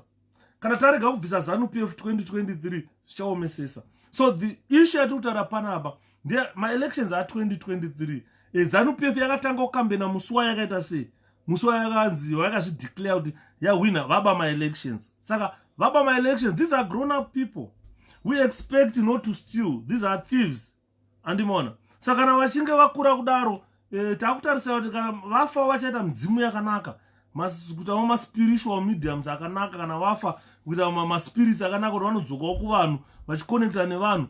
But unoona kuti kana vakafa vanhu vakadaro ava vasina tsitsa neutsinye zvinongoya zviri zvipoko kana kudenga havapinde. Ndo mamiriro akaita ZANU-PF.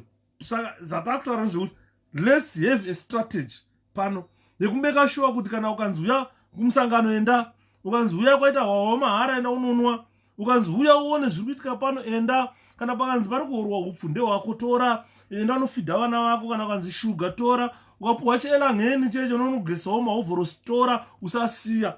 Asi kana waakunovhota waakuziva kuti vanhu ava vari kundipa elangeni, vari kundipa 2 liters mafuta, vari kundipa sauti neshuga, zvinhu zvavari kundipa izvo zvizvi zvinowetha chii? How much am I entitled to get every month?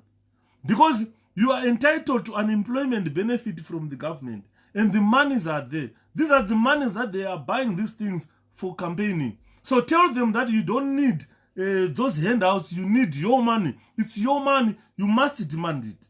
And mona, because kana wachinga wapuwa your money, you can choose what to buy. Auchanotengewo 2 kg yeshuga, unogona kutengawo shuga inokwana kupera mwedzi.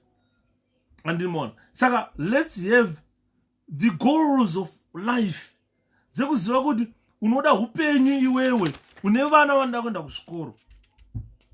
Vana varikuda kuenda kuzvikoro, varikutadza kuenda kuzvikoro because of poor governance.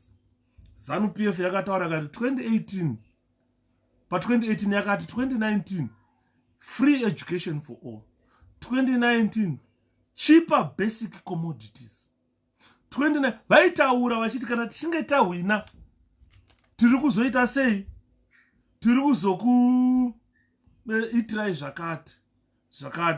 Mazano akapfugama akati ana kule vakatila kudhambi, takubikirai bhido iri andiro kuti muite sei, mudhibhinure munhu nekufara vachibidira doro pasi. Vakati zvaita manje free education.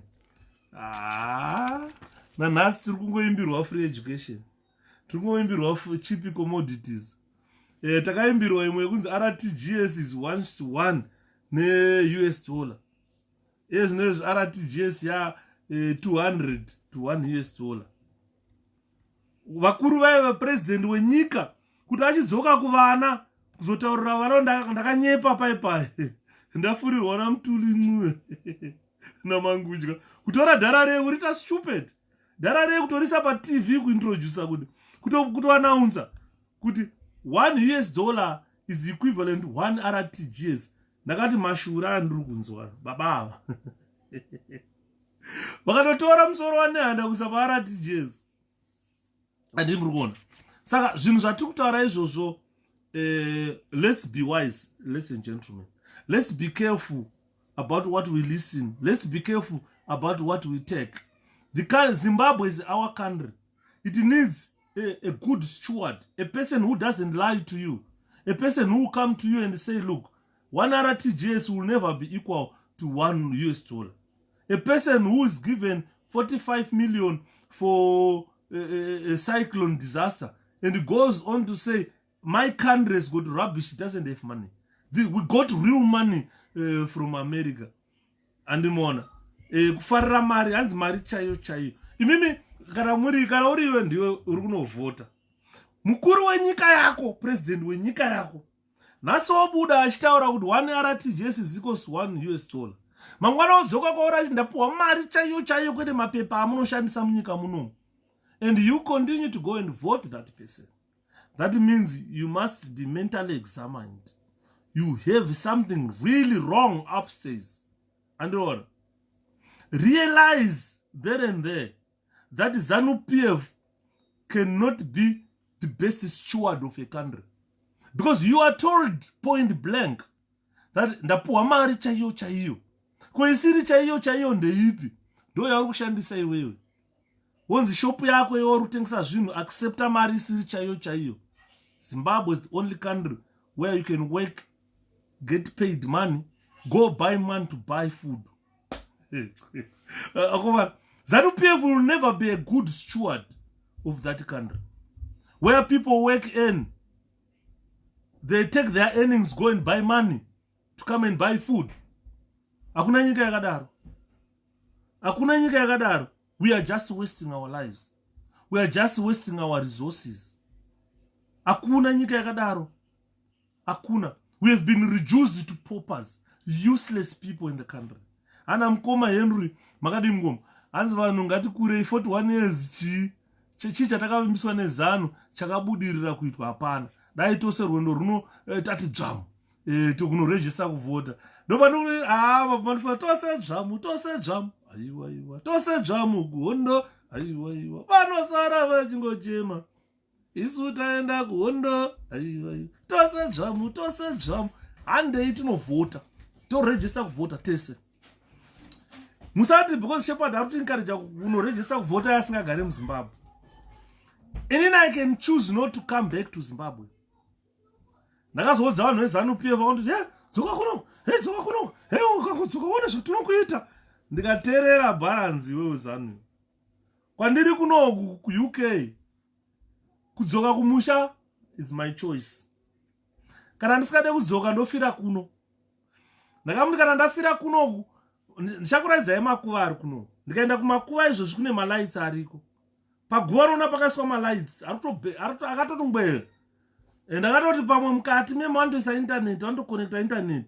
Saka ndikafa munondiviga nefoni yangu nechigugula ndiriko.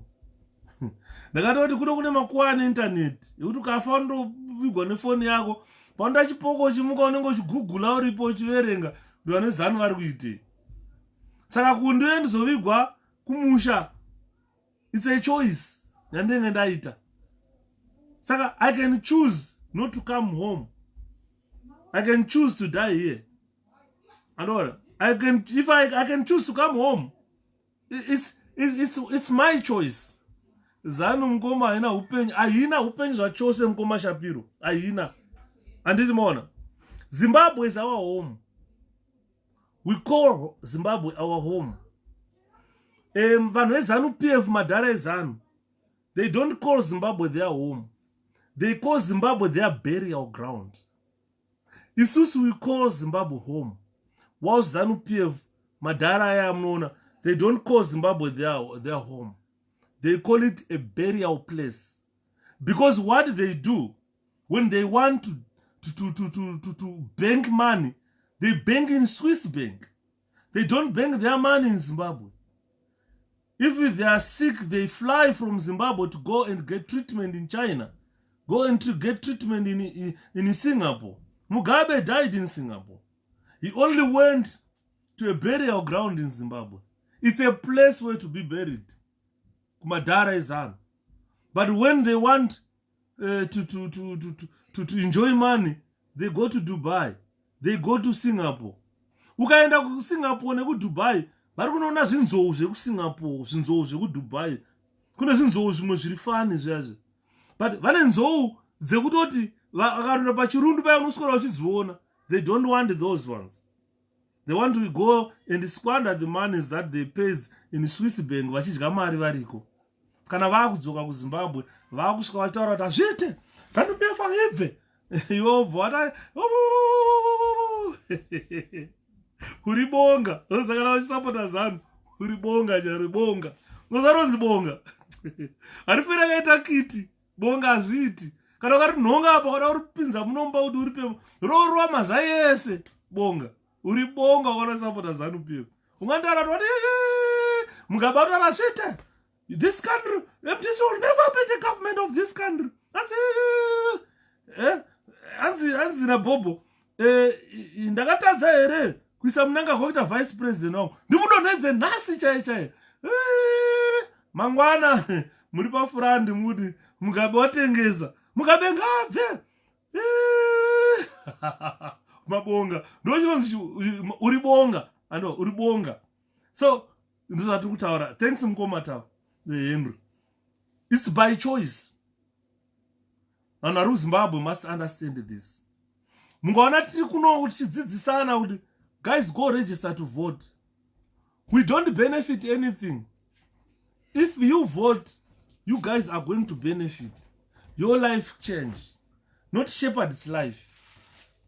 It's your life, your children's future that is gonna change. And then my own children are in the UK. Vanodya zvavanoda. Ukatorasa vana vangu matama ndoti ngatiruzei weight. Ngatiruzei weight. Too much food. Ngatiruzei weight. Munhu ari kumba ukatarasa arikuda kugena weight. Yatoda kuruza kuno.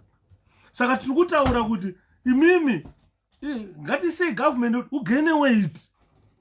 Tizotambura kureduce weight. A government that provides you basic things.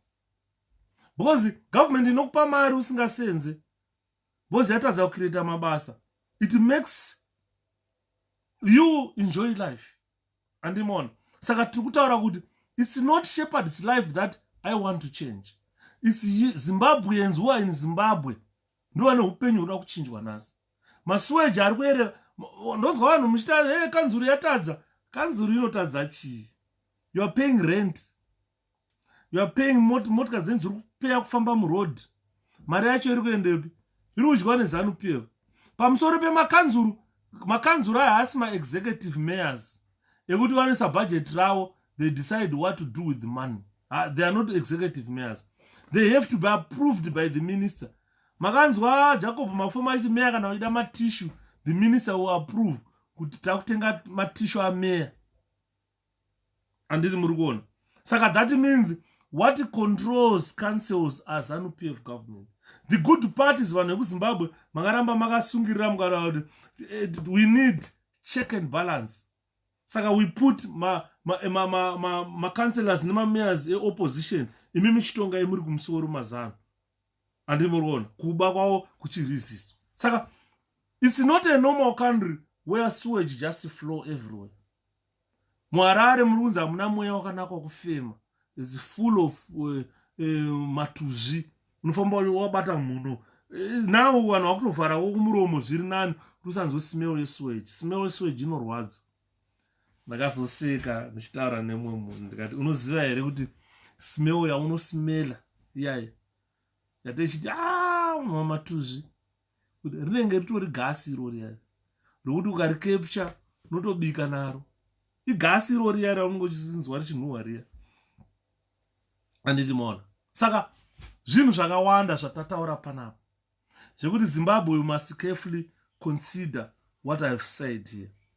There are implications in choosing a wrong government. And those implications we are seeing today, what's happening in Zimbabwe. This is 21st century, ladies and gentlemen, where by now we should be having modern cities in Zimbabwe. Young men in ZANU-PF and MDC driving very good cars, sharing the same cars. It's 21st century where we should show what we inherited from the war veterans who fought for Zimbabwe. Our fathers who fought for the country. We should have inherited something that we say this is a treasure to new generations. But we are inheriting poverty. If we miss 2023, the country will go back on its knees, will never recover again. Musazoti atisukudzai, tikukutaurirai. This country non Zimbabwe, if you miss 2023 opportunity, uchinzi tokutengera chakupa hufu wesadza, then the country will go down forever. And so we need to at least appreciate what our fathers did and take the country forward. But with your mentality today, it will be very difficult for Zimbabwe to move forward. And murugona saka tiri kutaura tichiti ngatibatanei machinda, batanai machinda, batanai tiende, batanai iwondo, batanai inopera, batanai iwondo, batanai inopera, iwondo inopera, iwondo batanai inopera, batanai machinda, batanai semagamba, batanai tiende, batanai machinda, batanai semagamba, batanai tiende, batanai iwondo, batanai inopera, batanai iwondo, batanai inopera vakomana. Tichazozvikurukura izvi tazvidhara kuti takabhoita malive on Facebook, tichimobilize vanhu nemunoregister kuvhota. Tada kuti muwane nyika yamanayo zuva ranhasi. I'm optimistic that Zimbabwe will come back to you. The country so far has been snatched by bandits, but one day the country will come back into your hands. Zimbabweans are going to enjoy life. The activities that we are doing today are the activities that can bring better life to the people of Zimbabwe. And we need better life for you guys back home. Hanzi makadi mkoma yuda ndofara Christmas zviri. Hanzi kune vanhu vanofarira kunyeperwa nezani gore negore. Every election kunonga chinyeperwa. And then asiri kuziva kuti makansel ose ari kumhanyimwa, ari kunyimwa mari ndizvozvo. Andiri murikuona. Saka batanai machinda, batanai semagamba, batanai tiende, batanai machinda, batanai semagamba, batanai tiende, batanai iwondo, batanai inopera, batanai iwondo, batanai inopera, iwondo, batanai inopera, iwondo, batanai inopera, hondo yatiri kutaura. Tozofamba tichikurukura muZimbabwe tichidriver, tichitendera muHarare meshaurara vakomana. Muno muHarare wedu kati nzve vamwe wapfeka tichete mudhisi wopondwa. Chazvitaura chazvikurukura.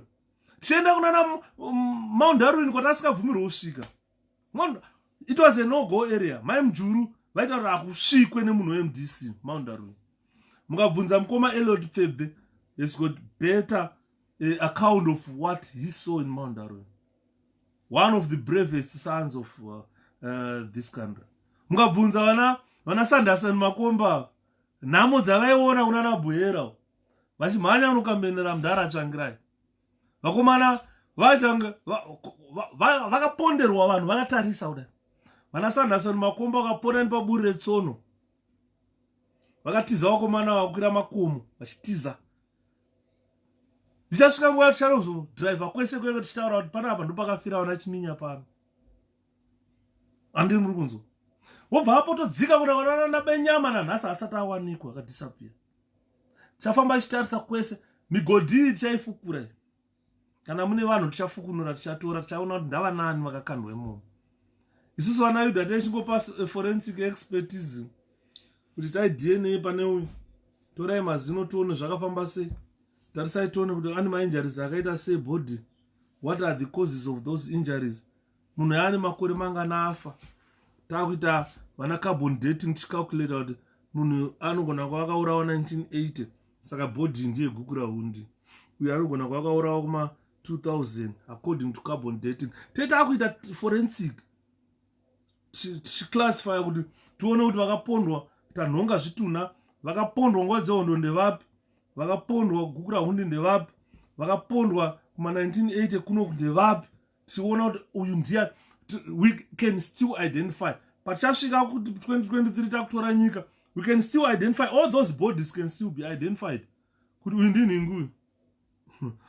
Anditi tinogona kuti vanosuspectwa hama unzai ma-DNA toni kuti ndiani, tozokuudzai kuti DNA yake rutaura kuti mwana anomecha DNA iyi, saka mwana wekumba ndiani wamakashaya kumba ndinhingi, uyu ndiye ari apo.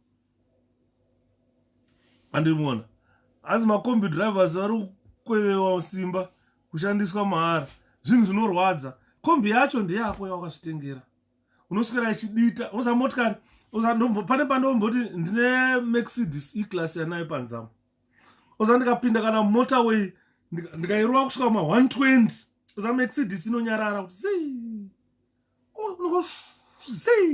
ndikairova kusvika ma120 130 miles an hour, panozoredusa speed ndikanomira, unonyazozwa kuti motikari yabhoira, yakutsva motikari, unonyazozwa mukati munohita kuti motikari iri kupisa. But handiifambisi on daily basis, ndoifambisa maybe twice a week or once a week. Saka ndiri kufunga yo commuter bus rawakazvitengera wega, rosvika ronyorwa kunzi Zupco, roshanda everyday richimhanya kudaro, richitsva kudaro, richipisa simbi kudaro, mune marabha kamuinjini anotsva, motikari yako iri kuparadzirwa mahara, uchinzi Zupco, uchibvuma zvakadaro. By now vanhu varidzi vemakomita bus vaifanira zvienda kuSouth Africa zvero. MaSouth Africans vanoti vosvika vovhara road zvatopera, vanovhara road dziya vana lomagundo vanana hakuchafambwe, voita mademonstrations avo, because what is Zupco doing now? Zupco is a competitor, is not a regulatory board, and it mustn't have this kuti kana motikari yako isina kunzi Zupco haifambe. Who are you? You're also a regulator, you're a competitor. To compete in for customers. Wontaura ranzi wewe uya pasi pangu inini. Who are you?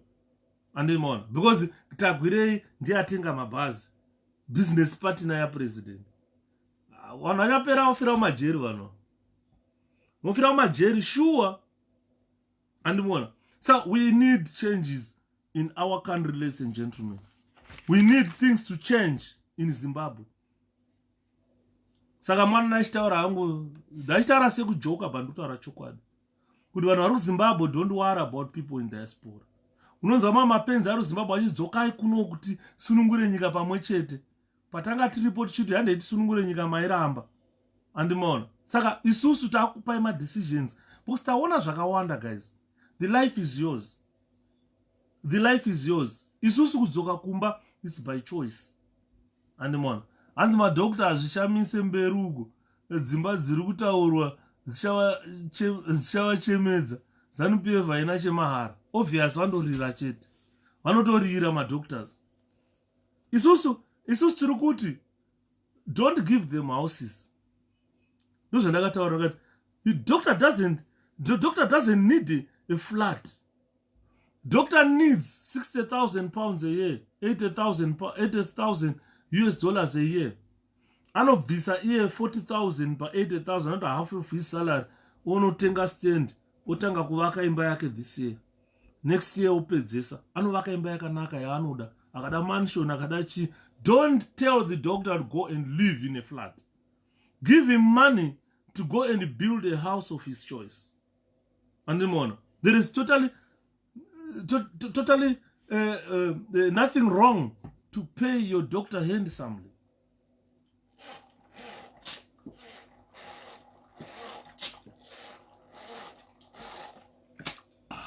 Hey, mvura inonaka.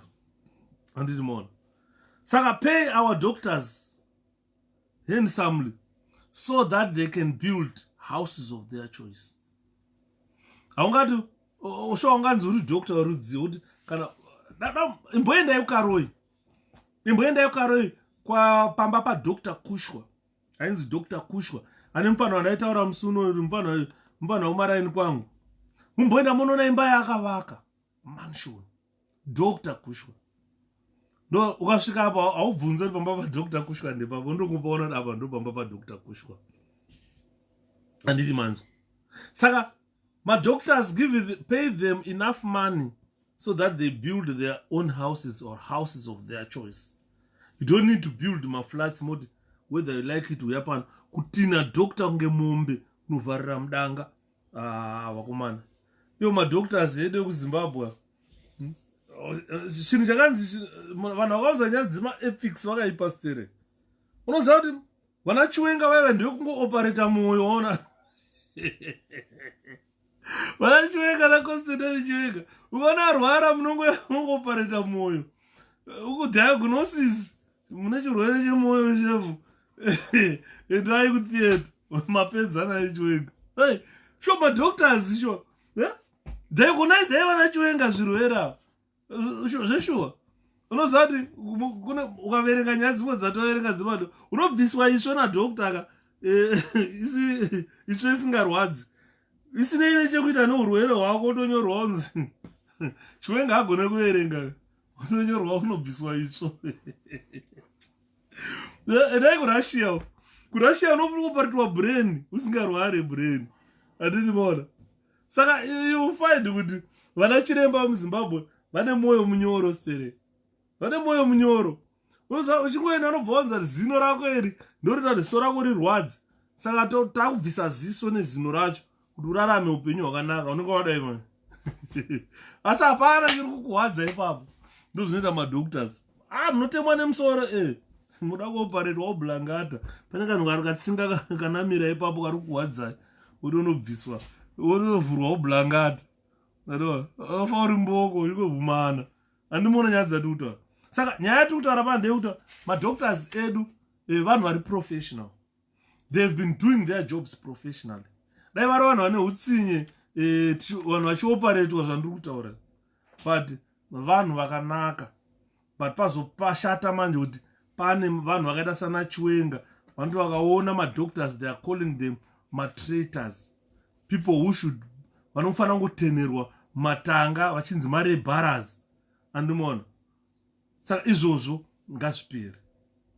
Our doctors must be paid enough money so that they decide what type of houses they want to build. Andimurona. Saka iyoyo nyaya ndo nyaya tu tachikurukura nhasi. Kana pane ndazoro ndakati nechikumbira mibvunzo kuvanhu vanenge vari paplatform kuti dzidzisane kuti zvombofamba sei. Zimbabwe is our country. Hanzi mukomayuda pane topic imwe rorwadzai musati mambobata. Please inbox me, touch on it. Alright, atiti uyai kuinbox ndakupedza. Ndoda kuibata topic iyoyo. Handimborege kuibata. Handimona boss kwatakuenda kunonzi kwamvura yacheka makumbo. Azimuna ndeyajuluka meno. Moti chiko nepandere kana zvonakidza kwatakuenda kwakumagumo zvakuenda zvichinakidza. Because we want to ensure that those killers, people who loot, vese vavo, they must be committed to prison. Because vanhu vatoti mavo veterans vazhinji vacho vakaita marape, masexual offenses, vakaregererwa. Havana kusungwa nenyaya yekuti vanhu vainzi vanhu veZANU-PF. Macourts ese ari kunzi macourts eZANU-PF. Our courts are not transparent. And they are all compromised. This is why you see even those people who killed the MDC people in 2008, until now no one is jailed. No one has been tried of that murders. And no one has been jailed. Vana Justina Mkoko, they said they were abducted. Vana Didmas Mtasa vakanzi nema courts, you must name the abductors vakaramba. But ezo pano abduct vana Joanna Mamombe hanzi makunyepa makuwa. But vana Mtasa vakaramba to name those abductors. And these are state agents. We cannot name them. You see, Saka, you find that the courts they are captured. Mamajisita idaro wachinzi vakadzingwa mabasa. Kunzi wataura law, you interpreted law. Vakadzingwa mabasa. And today's courts are all compromised. Andimona. Saka taakuda isusu vanhu vanoendesa Zimbabwe mberi. Hatichadi vana gudo vana pombe adona vakuti vakafunga kuti nhasi ukangokwira kombi 2000 fine 2000 yekukwira kombi.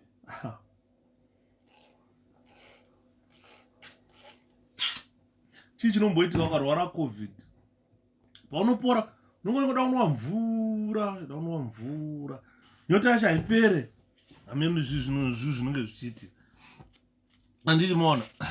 Saka guys ndofunga po today regai ndite call it quits nai kana pane mumwe ane zvaanoda kutaura aiwa totaura.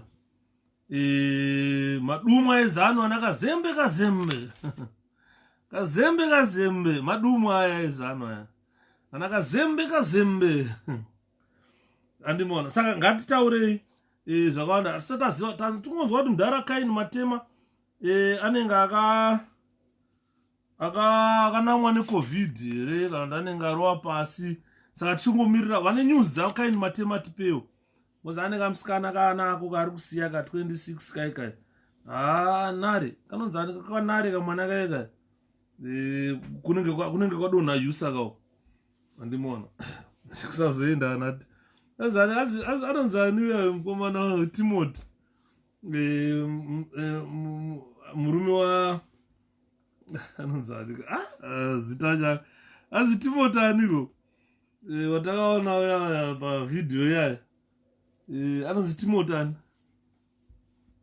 ndibatsire mazimba hapana asina kuona vidhiyo yatutaura pana ina mai vaive nedumbu rakadai so vaive dumbu rakadai so vachirevwa nati anozani mukomana wamudhara uya asi mukomana mudhara mukadzi wacho anonzi Kaome sene mai kanonzi Kaome hanzi ndiyanga ari musikana wageneral Chiwenga ka amai vaive nezvidumbu rere vataiona pavidhiyo vaya hanzi ndo anga ari musikana wageneral Chiwenga anozani michele Kaome apa nyika panapa nemabasa regai vakaimba vazoti mabasa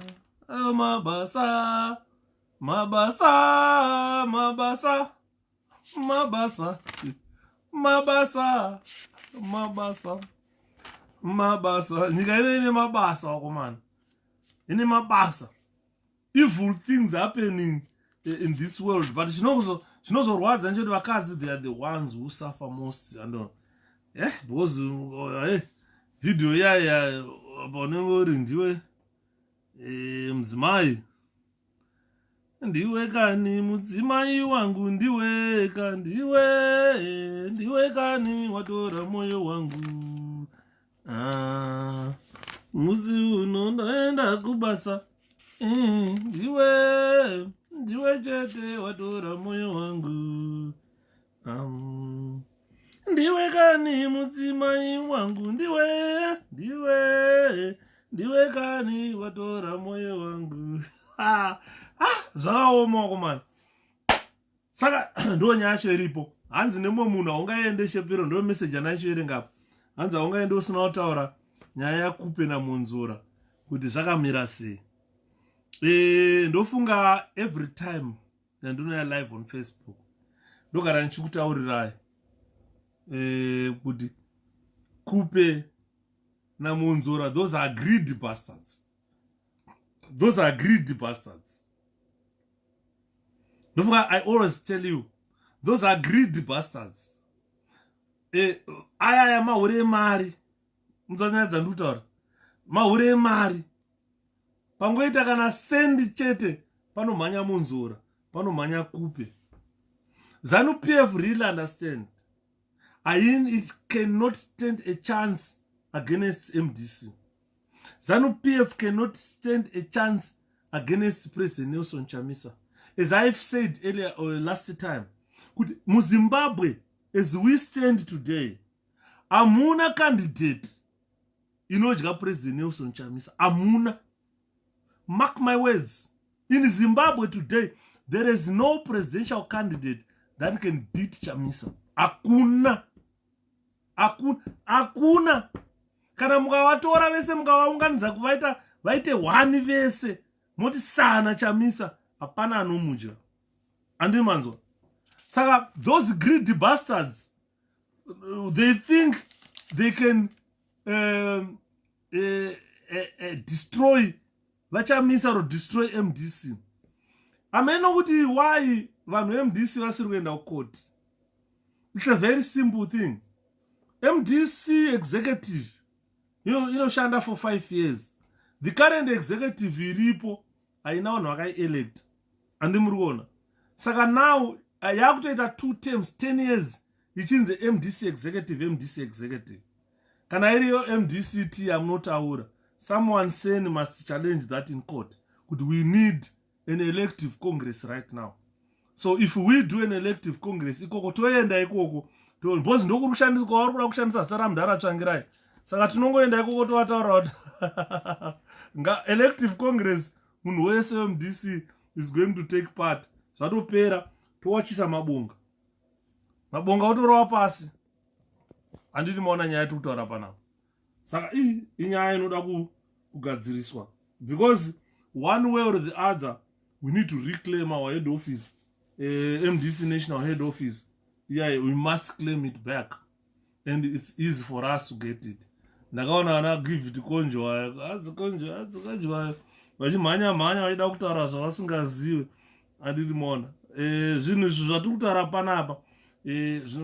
Tikada kutaura nhoroondo yekubva kuna mudhara mogeni kusvika nhasi tinodzokera pamavambe.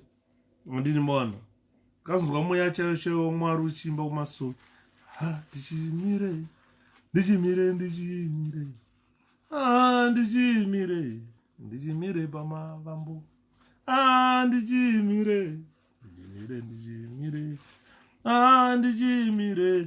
Ndichimire pamavambo. Handiti mazo. Pamavambe tikada kupadzokera kamwe chete ka1. Saka regai kusiyei, ladies and gentlemen, ndichitaura ndichiti it's time up. Zimbabweans tosangana mawa zalero zata tanena zimene tinali kufuna uzi tilete tinene apa tikupezani mawa ndibweresa inango nkhani noti imene nali kunena lero iyayi tibweresa inango mawa. Atete chisli ati ali ndi imene tifuna kuti tikambe mawa. So pano ine kashe ndimachita kupumura kuzorora. Handiti manzwa imi misarai zvakanaka sevana veZimbabwe. Ndaona sweetheart still there. So enjoy your night, ladies and gentlemen. 12:19. Today is the 4th of September 2018. Musi wa